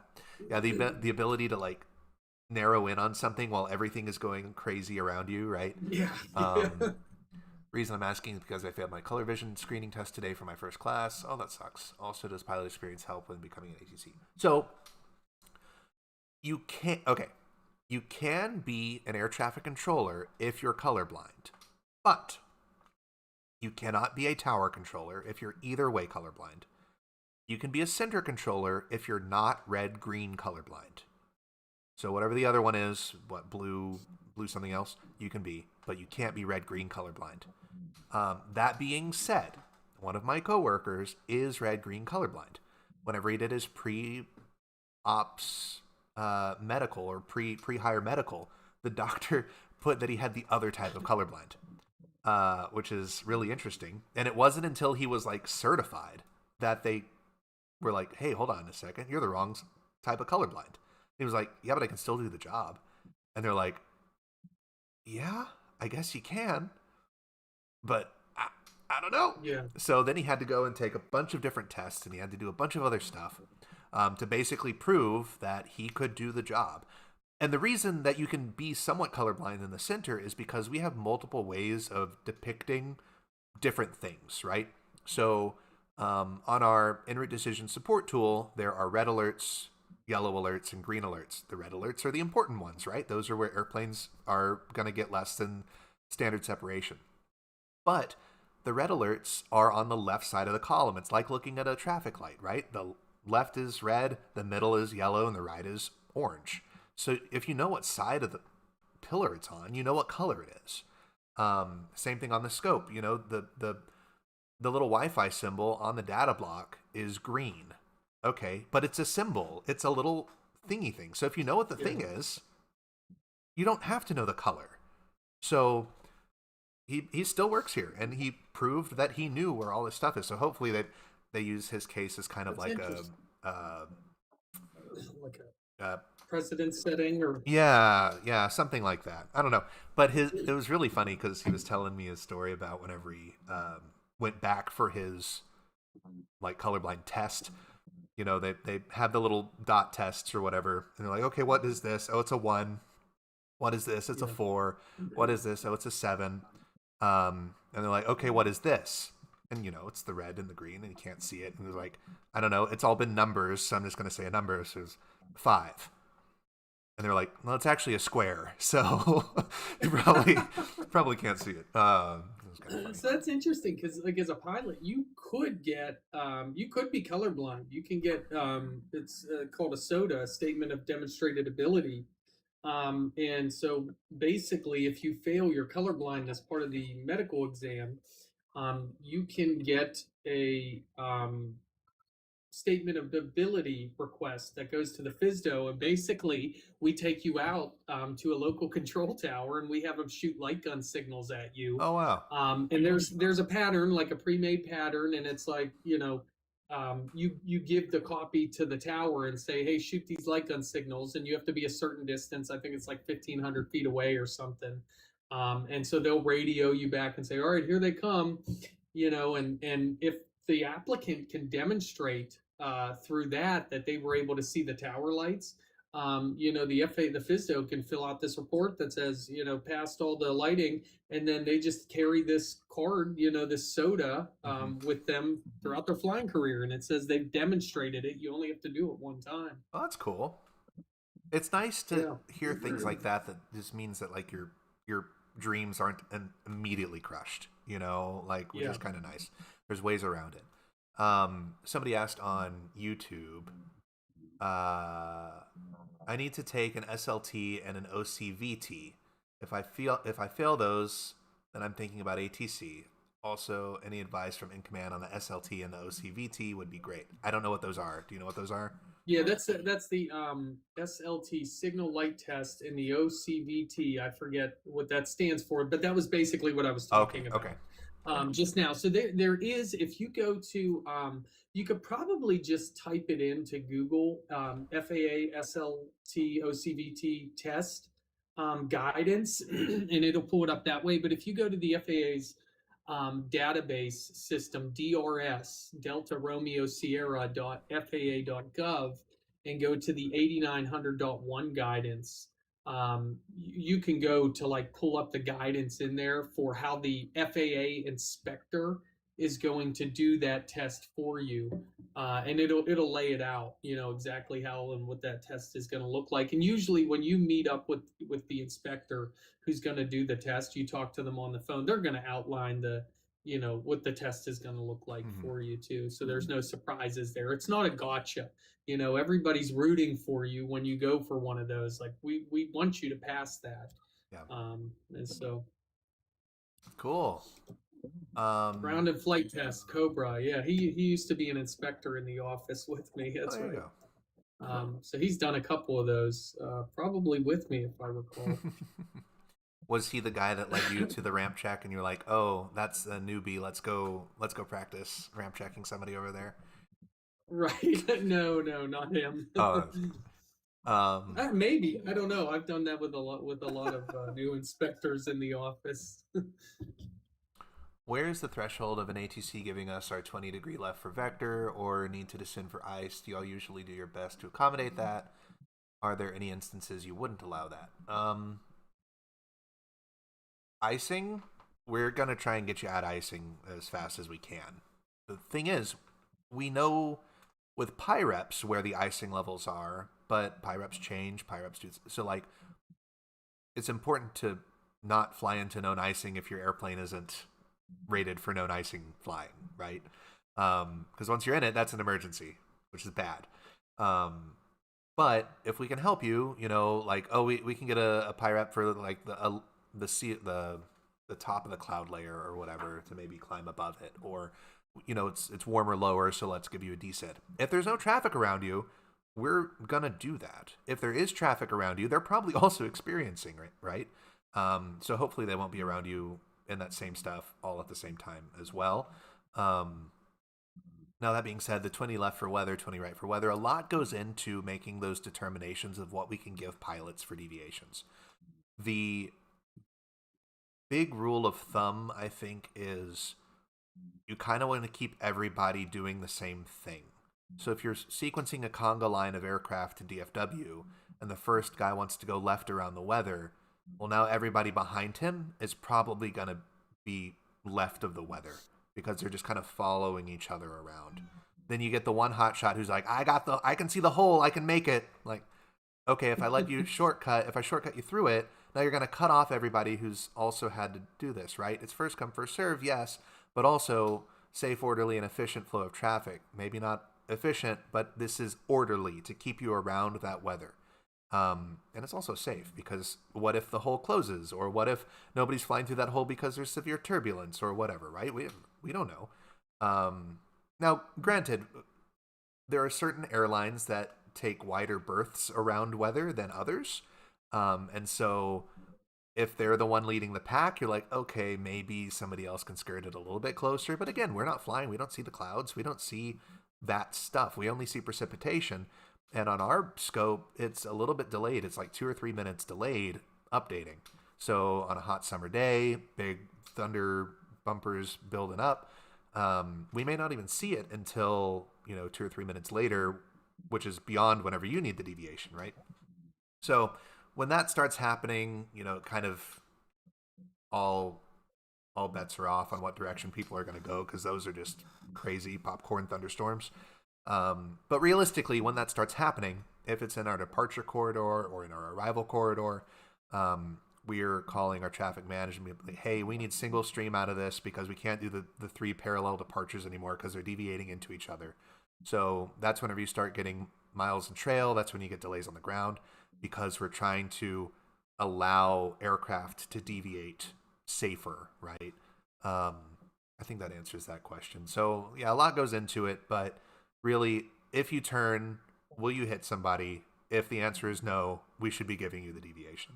If the answer is yes, is there a different deviation that we could give you? And if the answer is yes, then we'll give you that. If the answer is no, okay, there should be. Very rarely will air traffic control get themselves in such against a brick wall of, this airplane is going to fly through this thunderstorm, or they are going to hit another airplane. Like, we try not to have that happen. Now in Jacksonville, it could happen, and I've made a video about that as well, because you're confined to, you can't go more than 50 miles off the coast for some reason, or you're stuck at 19 because the high altitudes are saturated. But, and I've said it before, if you get to a point where your safety of flight is at risk, you are the pilot in command, declare the emergency and do what you need to do. Yep. Air traffic control, how do I say this? Our standard separation is 5 miles or 1,000 feet, generally in radar environment. If you declare an emergency, our separation rules are more like separation guidelines now. And you need to do what you need to do to keep your aircraft safe. We'll probably move airplanes out of the way if we can, but if we can't, that at least alleviates us to be able to better assist you, if that makes sense. And you can cancel an emergency as well, right? Like, once you're done, once you're out of it, once you're level and you're like, okay, I don't need the emergency anymore, just say, hey, we're going to go ahead and cancel our emergency. Could have, 2 different things. They could ask you to call the soup desk to be like, hey, what happened? It's not maybe a Brasher, maybe not. It's not really a pilot deviation because it's an emergency, right?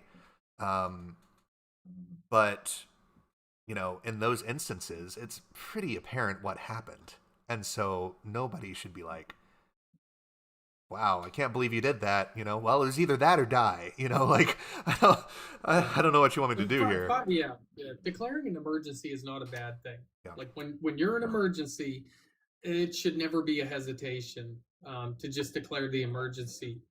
Not a big deal. Get your priority and get you back on the ground. End of story. If you have to file a report later, it's not a bad thing to file the report either. So people shouldn't look at that as a negative. Yeah, let me see if I have any. I haven't looked at my. I have a quick one. Somebody was asking. They said they heard of an inspector going out and ramping a medevac flight. Why would they do that with a patient on board? To answer the question, I don't know. I wasn't there. I didn't do it. But what I can say is, medevac flights are Part 135 operators generally, and so they're subject to routine surveillance, typical surveillance quarterly at the very minimum. If you look at the FAA's guidance, it'll typically say for ramp inspection not to hold up flight from going. So that's one of those, again, I don't know the details of it, so I can't fully answer, but I'm assuming maybe they were there beforehand. Maybe the aircraft just landed and they went out to start looking at the aircraft, and maybe the patient came out, so they backed off. I can't imagine anybody would hold up a flight to look at an airworthiness certificate while a patient's on board needing to go to a hospital. So I don't know the answer to that. I know your Yeah. passenger's bleeding out, but can I see your medical and your Still didn't pilot get that certificate, please? registration yet. Yeah. Yeah. Oh man. Somebody emailed me. What is your favorite FAR? Is that for you or for me? I think for you. I think. Oh, I don't know. I don't know if I have one. I don't know. I couldn't pinpoint one. I don't. How do you? What is? That's a It's an open-ended question. That's an open-ended There's so question. many. I'll just say, I will say I like the ones that people, this is just in general, I like the ones that people consider gray areas, because I like to do the research and I like to read the notices of proposed rulemaking and the preamble text and the legal interpretations and everything to try and solve what the answer to the regulation is. So I don't have one in particular. I like all of the ones that are not black and white, that are harder to understand. That's what I think. And that's what my videos, that's what my videos usually Yeah. um, are about. I think mine is probably um hmm I like the acronyms. The acronyms at the beginning of the book are pretty cool because there's so many acronyms.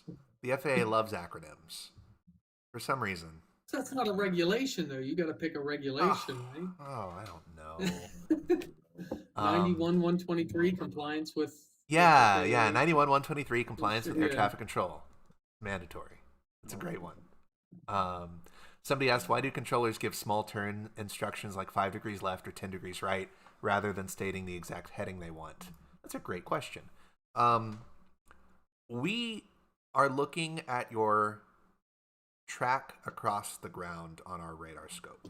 We are not looking at your nose. So if you're correcting for wind, your 12 o'clock could be your 1 o'clock, right? So if we give you an exact heading, it may not turn you. It may not whatever because you're already going that heading, I guess, right? Or you're already aimed that way. I don't know. And 5 degrees, 10 degrees, we're probably giving that to you probably 50, 60, 70 miles away from the airplane that you're going to be a problem with. And it's just a little bit to skirt you behind that aircraft, right?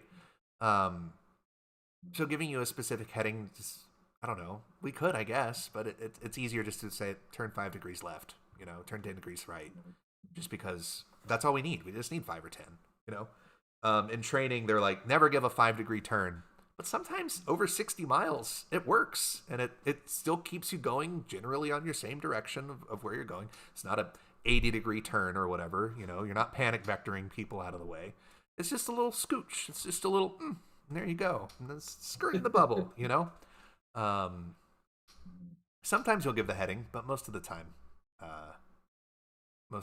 it's that.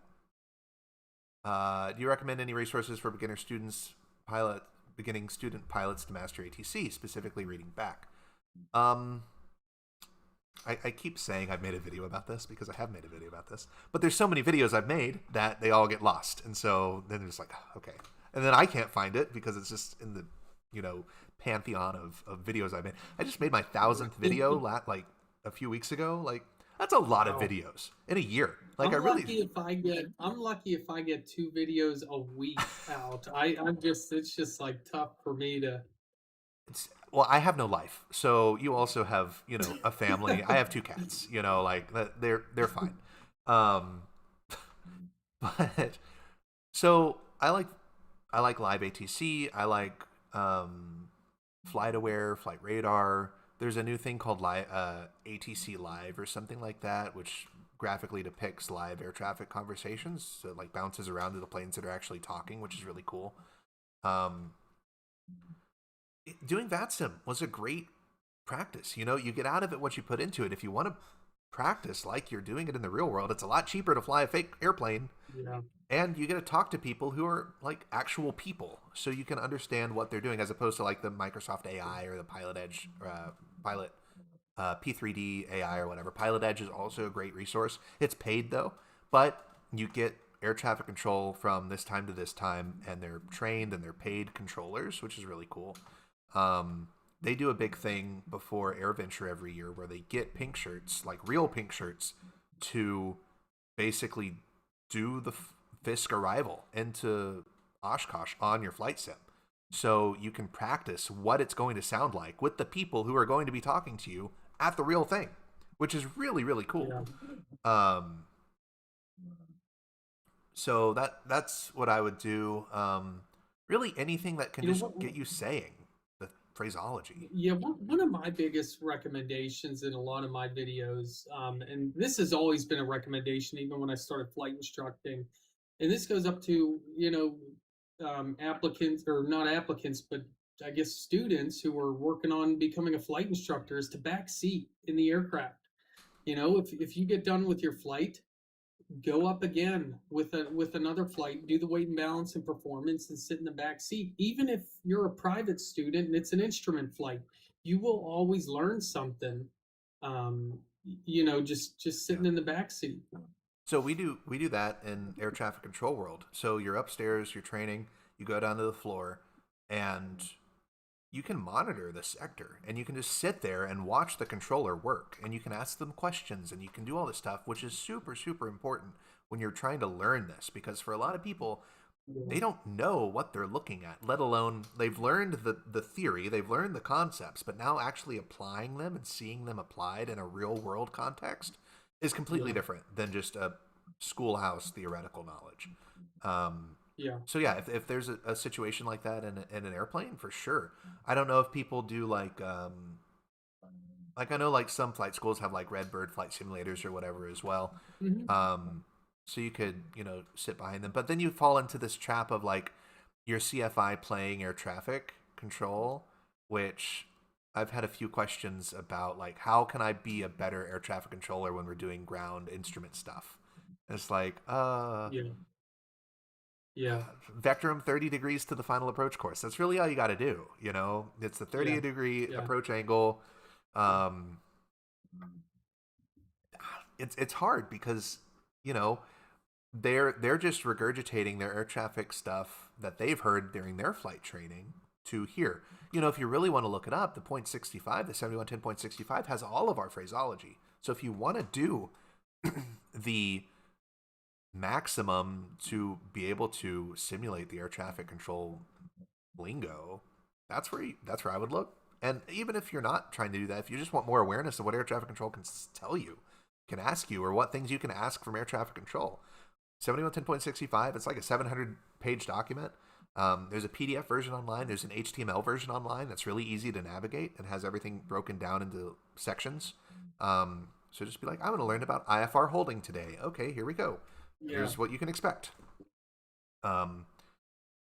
Yeah, Call ahead and show up at a contract tower too. They're always happy to let you in if you give a heads up. yeah. Go check out the operation too. I used to do that at the airport. I learned to fly out of. We had a contract tower, and you could always go up there and hang out. Mm-hmm. Somebody asked if there's a plan to get ATC in the aircraft jump seat again. Not that I know of. It has not come back since COVID killed it.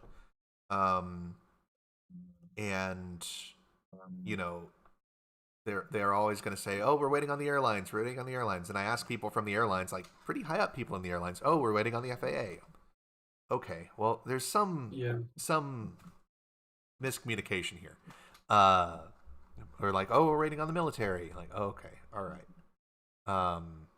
Even it's a lot different. Even when I started with the FAA, for us, in the flight standards, to even go in the jump seat, um, it's a big to do. I think a lot of times people think because I have it's called a 110A badge, which grants us access to the cockpit and allowing us to do en route inspections, that we can just whenever we want hop on the jump seat and go on vacation somewhere. It's not like that. Like we have to put in a request for it. It has to get approved.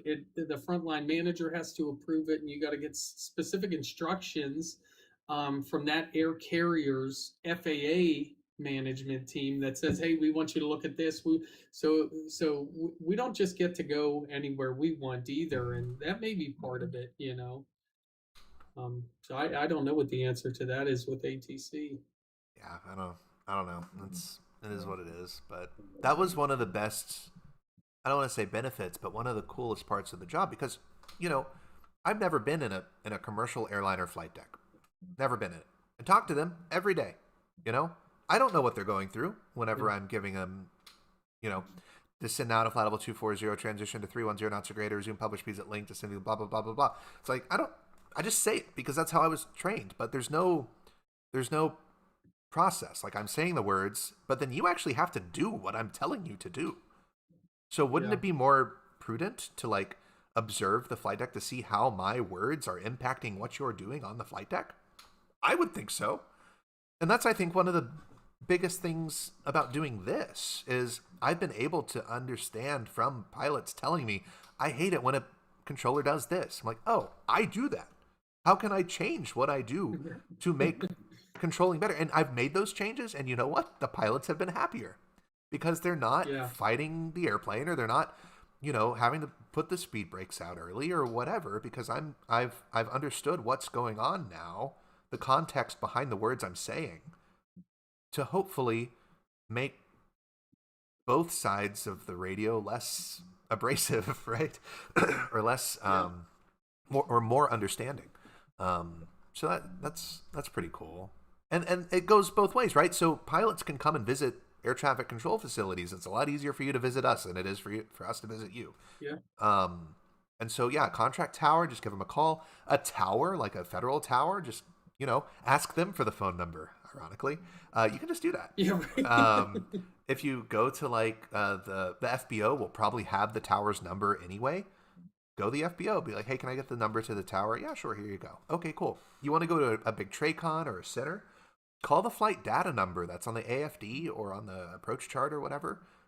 That'll put you through to the flight data people, and then you can be like, hey, can you just transfer me to the operations manager or whoever is in charge of like tours, and then they can put you in communication with whoever sets that up. So it's not impossible. You have to be a U.S. citizen. Normally, you want to have a vested interest in aviation. So private pilot, X, Y, and Z, you know, they'll do like Girl Scout groups or things like that, but it's more of a planned thing as opposed to last minute thing. Also, you can be international, but it just has to be approved via another lot of red tape. So it's not impossible for anybody to go, but it is just kind of tricky. It's just more of a process. Yep. Let's see here. Facility visits are one of the best things students and instructors can do. I've taken students into small VFR deltas up to busy Bravo TRACON, spend a few hours every time we learn stuff. Yeah. And, you know, air traffic controllers, for the most part, enjoy doing their job. And especially when pilots come in who fly through their airspace all the time, they love coming in and be like, hey, we like it when you do this. We don't like it when you do this. And then you get this dialogue, this back and forth that is so beneficial for this career. Because you would think, you know, if you're flying an airplane, you probably love aviation. You know? If you're an air traffic controller, you may like aviation, but you don't have to. You know, you can just be an air traffic controller and not care a lick about airplanes. Which I think is pretty, you know, mind-boggling. Because that's literally all you do all day, is talk to airplanes. But there's some of my people like, I don't know what a 777 looks like. It's just a little blip on the screen, you know. It's this climb rate. It's heavy. It's whatever. But it's just, you know, you keep the blip safe from this side to that side. You would not want to come visit.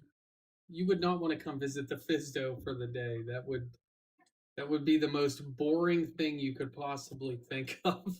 Just a lot of database entry and computers and paper. It's that scene from Office Space. You know, it's hey, yes, exactly that. I noticed that your TPS report didn't have a cover sheet. we're doing cover sheets now on the TPS reports. Yes, I read the thing. All It's right, I just want to make sure. literally that. When I first came to the FAA, and I tell this to everybody who's interested, in the Fsdo, it's a good job, as far as quality of life goes, and but when you get there, you're like, oh, this isn't what I thought it was going to be. It's very little flying and a lot of database entry, and it's a lot of like even more so drinking from the fire hose than going through an airplane training, somewhere. Just because of all the things, all the databases, and all the different research you do, it's a lot different. Are there any cool My ATC taxes. references that y'all use that pilots should be made aware of? Yeah, the 7110.65, that's a big one. What else do we do? It's really the main one. The NAS status webpage, NASstatus.faa.gov. It's the website I post on my story every night, that has the ops plan and the restrictions and the route management stuff and the playbooks and everything. Like, that's a pretty cool actual like relevant piece of stuff that if you're a commercial pilot, your dispatchers are looking at every day, and various things like that as well. Sorry, my cat is saying hello. What's on here? Somebody asking what's on the databases. I'm assuming that was with my Fsdo comment. A lot of stuff.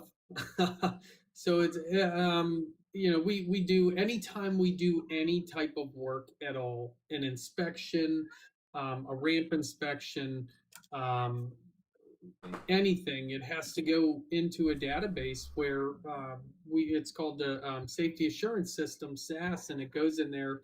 It gets tracked in there. It gets trended in there. It shows risks. It puts all the work that we do in a national database so that anybody within the FAA can look up the work that we did, and reference it if they need to. They have data points. Like if I go out and do a ramp inspection on an airplane, even if it's a no issue, no finding at all, we still plug it in there into that database, and then it's just putting a mark on the board, putting a data point in there for that aircraft.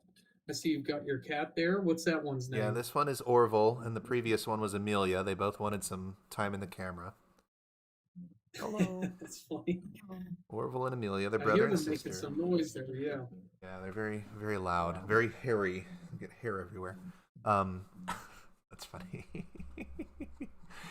Are there We any? have I'm sorry. we Go have ahead. a Dalmatian. I have a Dalmatian dog. Yeah. Yeah. No fur coats, though, right? What's that? No fur coats.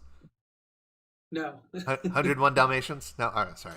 Those. Yeah, it's the best dog. Yeah. She is the best dog. We had a beagle before that, and that dog was nuts.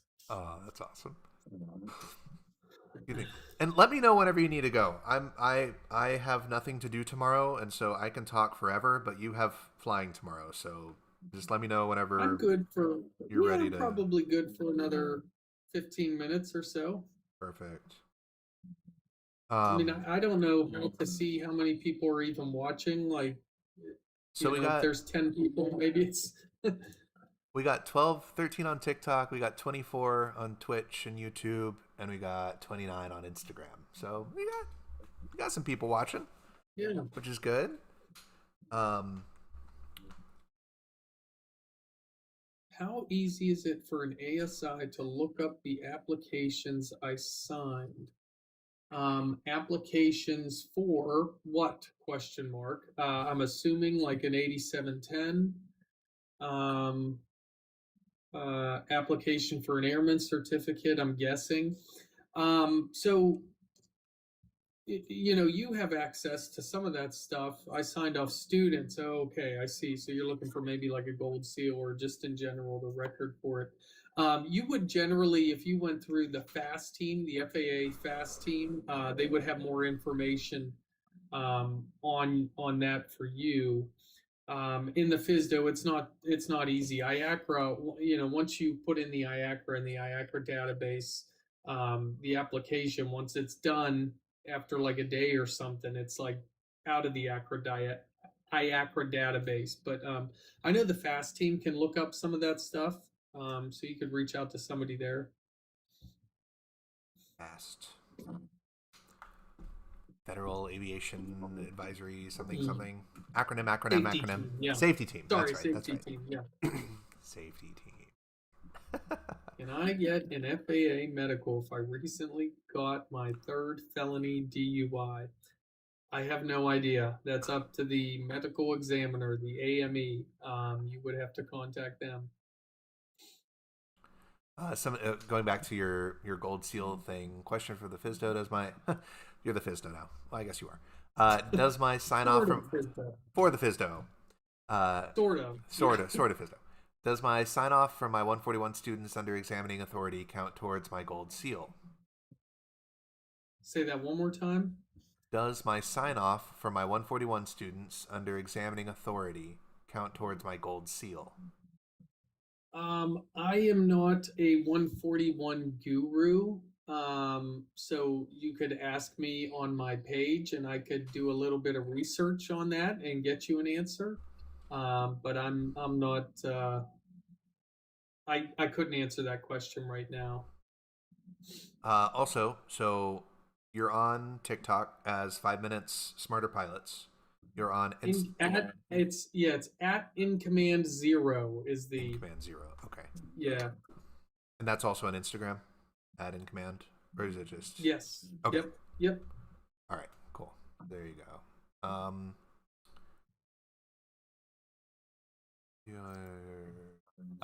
If an ATP holder has their certificate revoked, can they regain their certificate by completing private through ATP check rides without having to accrue 1,500 hours? Yeah. Yeah, the time you've already met the aeronautical experience. And if you had a revoked certificate, um, you have to wait until that period of 1 year or whatever it is.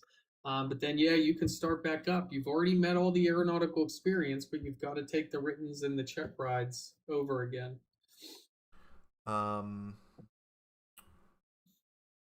This one, he keeps asking, Yeah. I've seen this a couple times. He says, one time I was talking on approach and they gave me an altimeter setting and said no readback needed. Should I have read that back? The AIM says you should read back the numbers. AIM says you should read back the numbers. Is an altimeter a required readback? No. Is a transponder code a required readback? We see your data block change whenever you put in the right transponder code. If you don't put in the right transponder code, we know. So if you don't want to say the altimeter setting back, you don't have to. But if you put in the wrong altimeter setting and then you crash, they're going to come to us and be like, why didn't you verify they had the right altimeter setting? Like, well, I don't know. You don't want to say I don't know in front of a jury. That's basically the mentality behind us. Now, if the controller says no readback required, then you don't have to read it back. That alleviates you from that, gray area of like, do I need to read back or no? I give you an altimeter setting when you descend out of 18. That's my fulfillment. I have to fulfill that. Whenever you're going into the approach control, you're going to get the altimeter 3 other times before you get to the runway, and you're most likely going to get it on the ATIS, and the ATIS has the altimeter setting that has been reported. Now, the ATIS is recorded once every hour, so that ATIS or the altimeter setting could update. So if it does update, the controller should be telling you the updated ATIS. If you want to say it back, you can. If not, United 123. That's it. I just made a video about like what is required readback or what is a needed readback, what is a should readback. Your call sign just to let us know you got the message, and then Wilco, Roger. That satisfies that requirement. If we have any reason to suspect that you didn't get it or we want to verify that you got it, we can ask you for verification, and then you have to tell us. You have to read back the full thing. But most of the time, November 123, Roger. Perfectly fine, Yeah. Somebody also said that about radar contact. I have to tell my student every single flight not to read back the radar contact, and he still does it. But I guess it's better to him to read back things. Yeah, if we say radar contact and nothing else, you don't have to read that back. That's for the tapes. That's for us to say we gave you radar contact. That's for you to know that you're in radar contact. You don't have to read that back. Now, if we say November 123 radar contact, climb and maintain 8,000. November 123, Roger, climb and maintain 8,000. You know, you don't have to read back the radar contact there. Do you hate when people say with you or read back ident, or do you want us to read back ident? With you, I made a video about this. I don't really care. It's whatever. Are you with me? I always do the and also with you, or like and with your spirit. I actually have a sticker about that. Subtle reference to my Etsy good. shop. And then the ident, my opinion, you don't have to read it back. Also with you, I love that. Yeah, because you push the ident button and then that blinks your data block, or it gives you a little 3 bars on the ERAM scope. So like we know if you push the ident button or not, and the ident is the readback because you did it. You know, same thing if you're having radio problems. I can say November 123 to send and maintain 8,000. Acknowledge with an ident. Bloop. Okay, now I know you're going to be descending. I had this old Piedmont pilot once talking to me about with you, you know, and he was scolding myself and a couple other pilots about don't ever say with you. You're not with them. You're not physically there with them. And the funny thing is we didn't even say it. Nobody even said it. He just like felt like he had to get PTSD. on his soapbox. Yeah. Pilot to pilot, welcome. If you're just joining us, you're kind of getting to the tail end of this conversation because somebody has to do work in the morning. But this is Nick. He's an aviation safety inspector with Fsdo, and I am Marcus, and I am an air traffic controller with cats. That's what I do. We've been talking about things. You seem to share goals at Opposing Bases Crew, so is another podcast collab in the future. That'd be cool. I would be totally down for that. Say that again. Sorry. So I was on a podcast earlier called Pilot to Pilot, and basically just talking about like my experience in the history. But there's another air traffic control specific related podcast called Opposing Bases. Okay, somebody else talking about air traffic control, like how to learn better. Opposing Bases podcast. Great. It's a Tracon controller. They're out on the East Coast. It used to be 2 controllers. One then left the FAA, became an airline pilot. Well, he was an airline pilot, left that, became controller, and now he went back to being a pilot. The other guy was a military helicopter guy, left that, became a controller. They have a podcast. It's great. I've listened to that for a long time. It's really cool because they talk about the terminal stuff. They talk about the Tracon stuff, and I don't know any of that stuff, right? So it's cool to listen to that perspective. They don't like center controllers either, or they think we're like lazy or something, or like there's this like animosity between us. You know, it's all fun, but it's always funny. Pilot to Pilot, though, great podcast. You should watch that. He just released a magazine as well. It looks beautiful. There's my subtle plug there. I've listened to 1 or 2 of those. Yeah. Yeah, they're you know, I think anything that you do is good because it's getting you into the material and it's getting you to think about these questions or think about these scenarios or think about these what ifs of like, what if I get a phone number from a facility? What should I do? What should blah, blah, blah, blah, blah, right? There's so much unknowns, I think, with like FAA in general. And I mean, I think like I know you're trying to get a lot of that out there. That was, you know, and as far as me, that was like my whole goal with doing this is like, you know, every time, and really like where it started was the compliance program. We started talking about that earlier, was like every time I talk to somebody about the compliance program, I say, hey, are you familiar with this? And they say, no. And it's like, you know, I spend all this time explaining it to one person, and I would go home at night thinking, man, I wish I could like get that out to more people. Yeah. And I was sitting out back one day talking to my wife, and I was like, I wish I could do this. And she said, well, you should do like a TikTok. Just do it. Yeah. Yeah. And so I was kind of nervous at first, but then I started getting into a lot of this like gray area stuff that I really love talking about.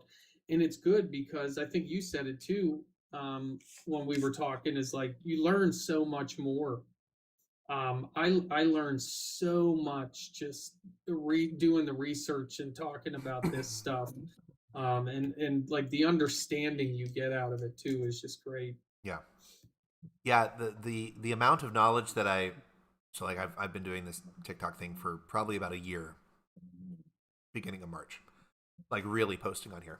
And the amount of stuff that I've learned just in that year alone is so much more than if I wouldn't have been doing this, right?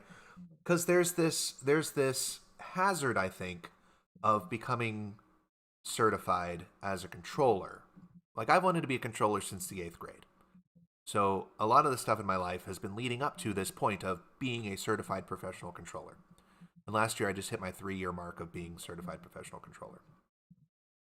There's this danger of doing all of this work and then just plateauing and not learning anything else. They like to say every day is a training day at work, but that's really just for training. It's not necessarily like for once you're done. But, you know, if you think about it, every day is a training day. If you stop learning, you're going to learn. You're just, like, life is so boring if you stop learning, I think.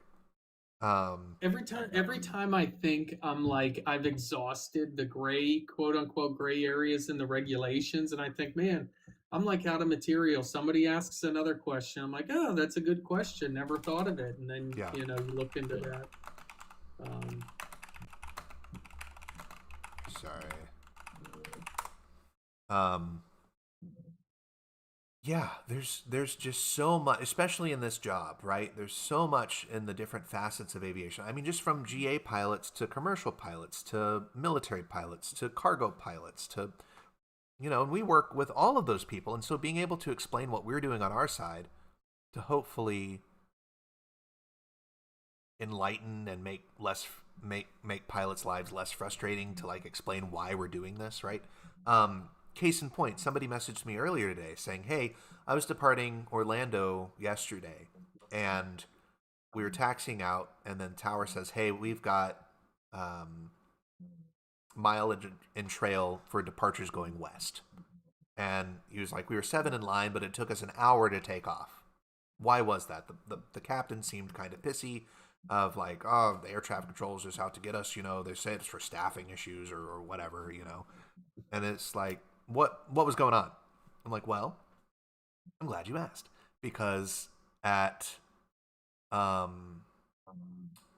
at work yesterday, I was getting ready. So they departed Orlando about 1:30 in the afternoon. I was getting off around that time, but before I left, TMU came down and be like, hey, Jacksonville needs 30 in trail of aircraft going to Miami. We call it snowbird season. All the snowbirds flying from the north to the south, going to Miami, going to Florida, going to Orlando, going to Fort Lauderdale. Everybody wants to go to Florida. Florida can only handle so many airplanes, right? And so we're getting 30 in trail going to Miami. It only makes sense that Jacksonville is spacing out their departures so that they're not flooding these sectors with departures and arrivals that are having to get down, and then these guys are having to get up. And so, you know, the delay may not necessarily be at Orlando, and it may not necessarily be in Phoenix, but the airspaces in between are the ones that are getting the saturation, and they can work out the numbers that say, we either need 15 in trail, 20 in trail, 30 in trail. I need all of these airplanes, specific airline numbers, because we can see who's going to be flying through those airspaces during that time. Okay, are we going to cap them? Are we going to tunnel them? That's a traffic management thing. That's kind of above what I do. But, you know, sitting on the ground in Orlando, you're like, why is it taking so long to depart? Well, you're a part of this bigger system once you're airborne, and that system is designed to keep you safe and to keep the controllers from being oversaturated with traffic. And so whenever I kind of explained that to him, I'm like, oh, wow, that kind of makes sense. I'm like, I know. it does, but nobody explains that to you whenever you're on the ground. It's like, oh, it's just an air traffic control delay, or it's a thunderstorm or whatever. You know, it's just a weather delay. Yeah. Okay, well, it's never just a weather delay, because, okay, like I was saying earlier, you get departures out of Houston. There's kind of 3 ways that you can go. You can go north, middle, or south. But if there's thunderstorms all here, then only one of those departure routes is feasible. And so the airplanes on those other two now have to go out this one, which means they can't all go at the same time. So now you get departure, 15 in trail to allow picking through the storms, but that just backs up the departures on the ground. We don't want to delay you any more than we have to. That's the thing. We're not out to make you miss your connections. We're not out to make you miss X, Y, and Z. We're out to make sure that you get from point A to point B safely, right? Which can be frustrating for people who don't understand or who don't have the awareness of what's going on, because you don't need that awareness. You just need to be told, hey, you don't have to depart yet because you can't. Okay, cool. Here we go. I don't know. Kind of a long-winded way to answer that question, but I don't know. Does anyone... hold on. Do all controllers start in the cab? No, it's not like a hierarchy thing. So whenever I first applied to the FAA, you get what's called a firm offer letter after you do all your pre-employment stuff, and it tells you you're going to the center, or you're going to the tower, or you're going to a TRACON. Now, and you don't get a pick. And how they decide that is basically they just have a list, and they're like tower, TRACON, center, center, center, tower, TRACON, center, center, center. There's no like rhyme or reason to it. You just get assigned a facility and then you go there. Like I said earlier, you kind of play the game of towers to go from a lower tower to a higher tower. A center, you're kind of just there because training for them sucks. Training everywhere sucks, but it sucks for a reason, right? Because everything that you do is literally life and death, and so you want it to be correct. And it's a lot of responsibility. And they don't want people who can't do the job to certify, I guess, if I can say that. Because why would you want somebody who can't do the job to do the job? Sure. Yeah. I don't know. Question for you.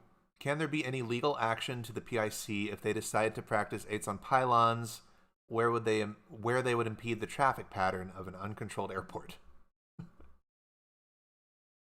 Eights, if they decided to do eights on pylons, In the traffic pattern. in the traffic pattern. Yeah, I actually have a pretty good video on congested area flying. So this may not be applicable. I'm just trying to, sorry, there's like some gears spinning in my head here. Take a look at, I have a good video on congested areas that can help with that if there's a congested area associated. And if not, possibly, I would really ask why you would be wanting to do maneuvers in the traffic pattern. You know, that's one of those like, well, maybe there's nobody there, but I don't know. I mean, without having an actual investigation going on to answer it, I can't say yes or no.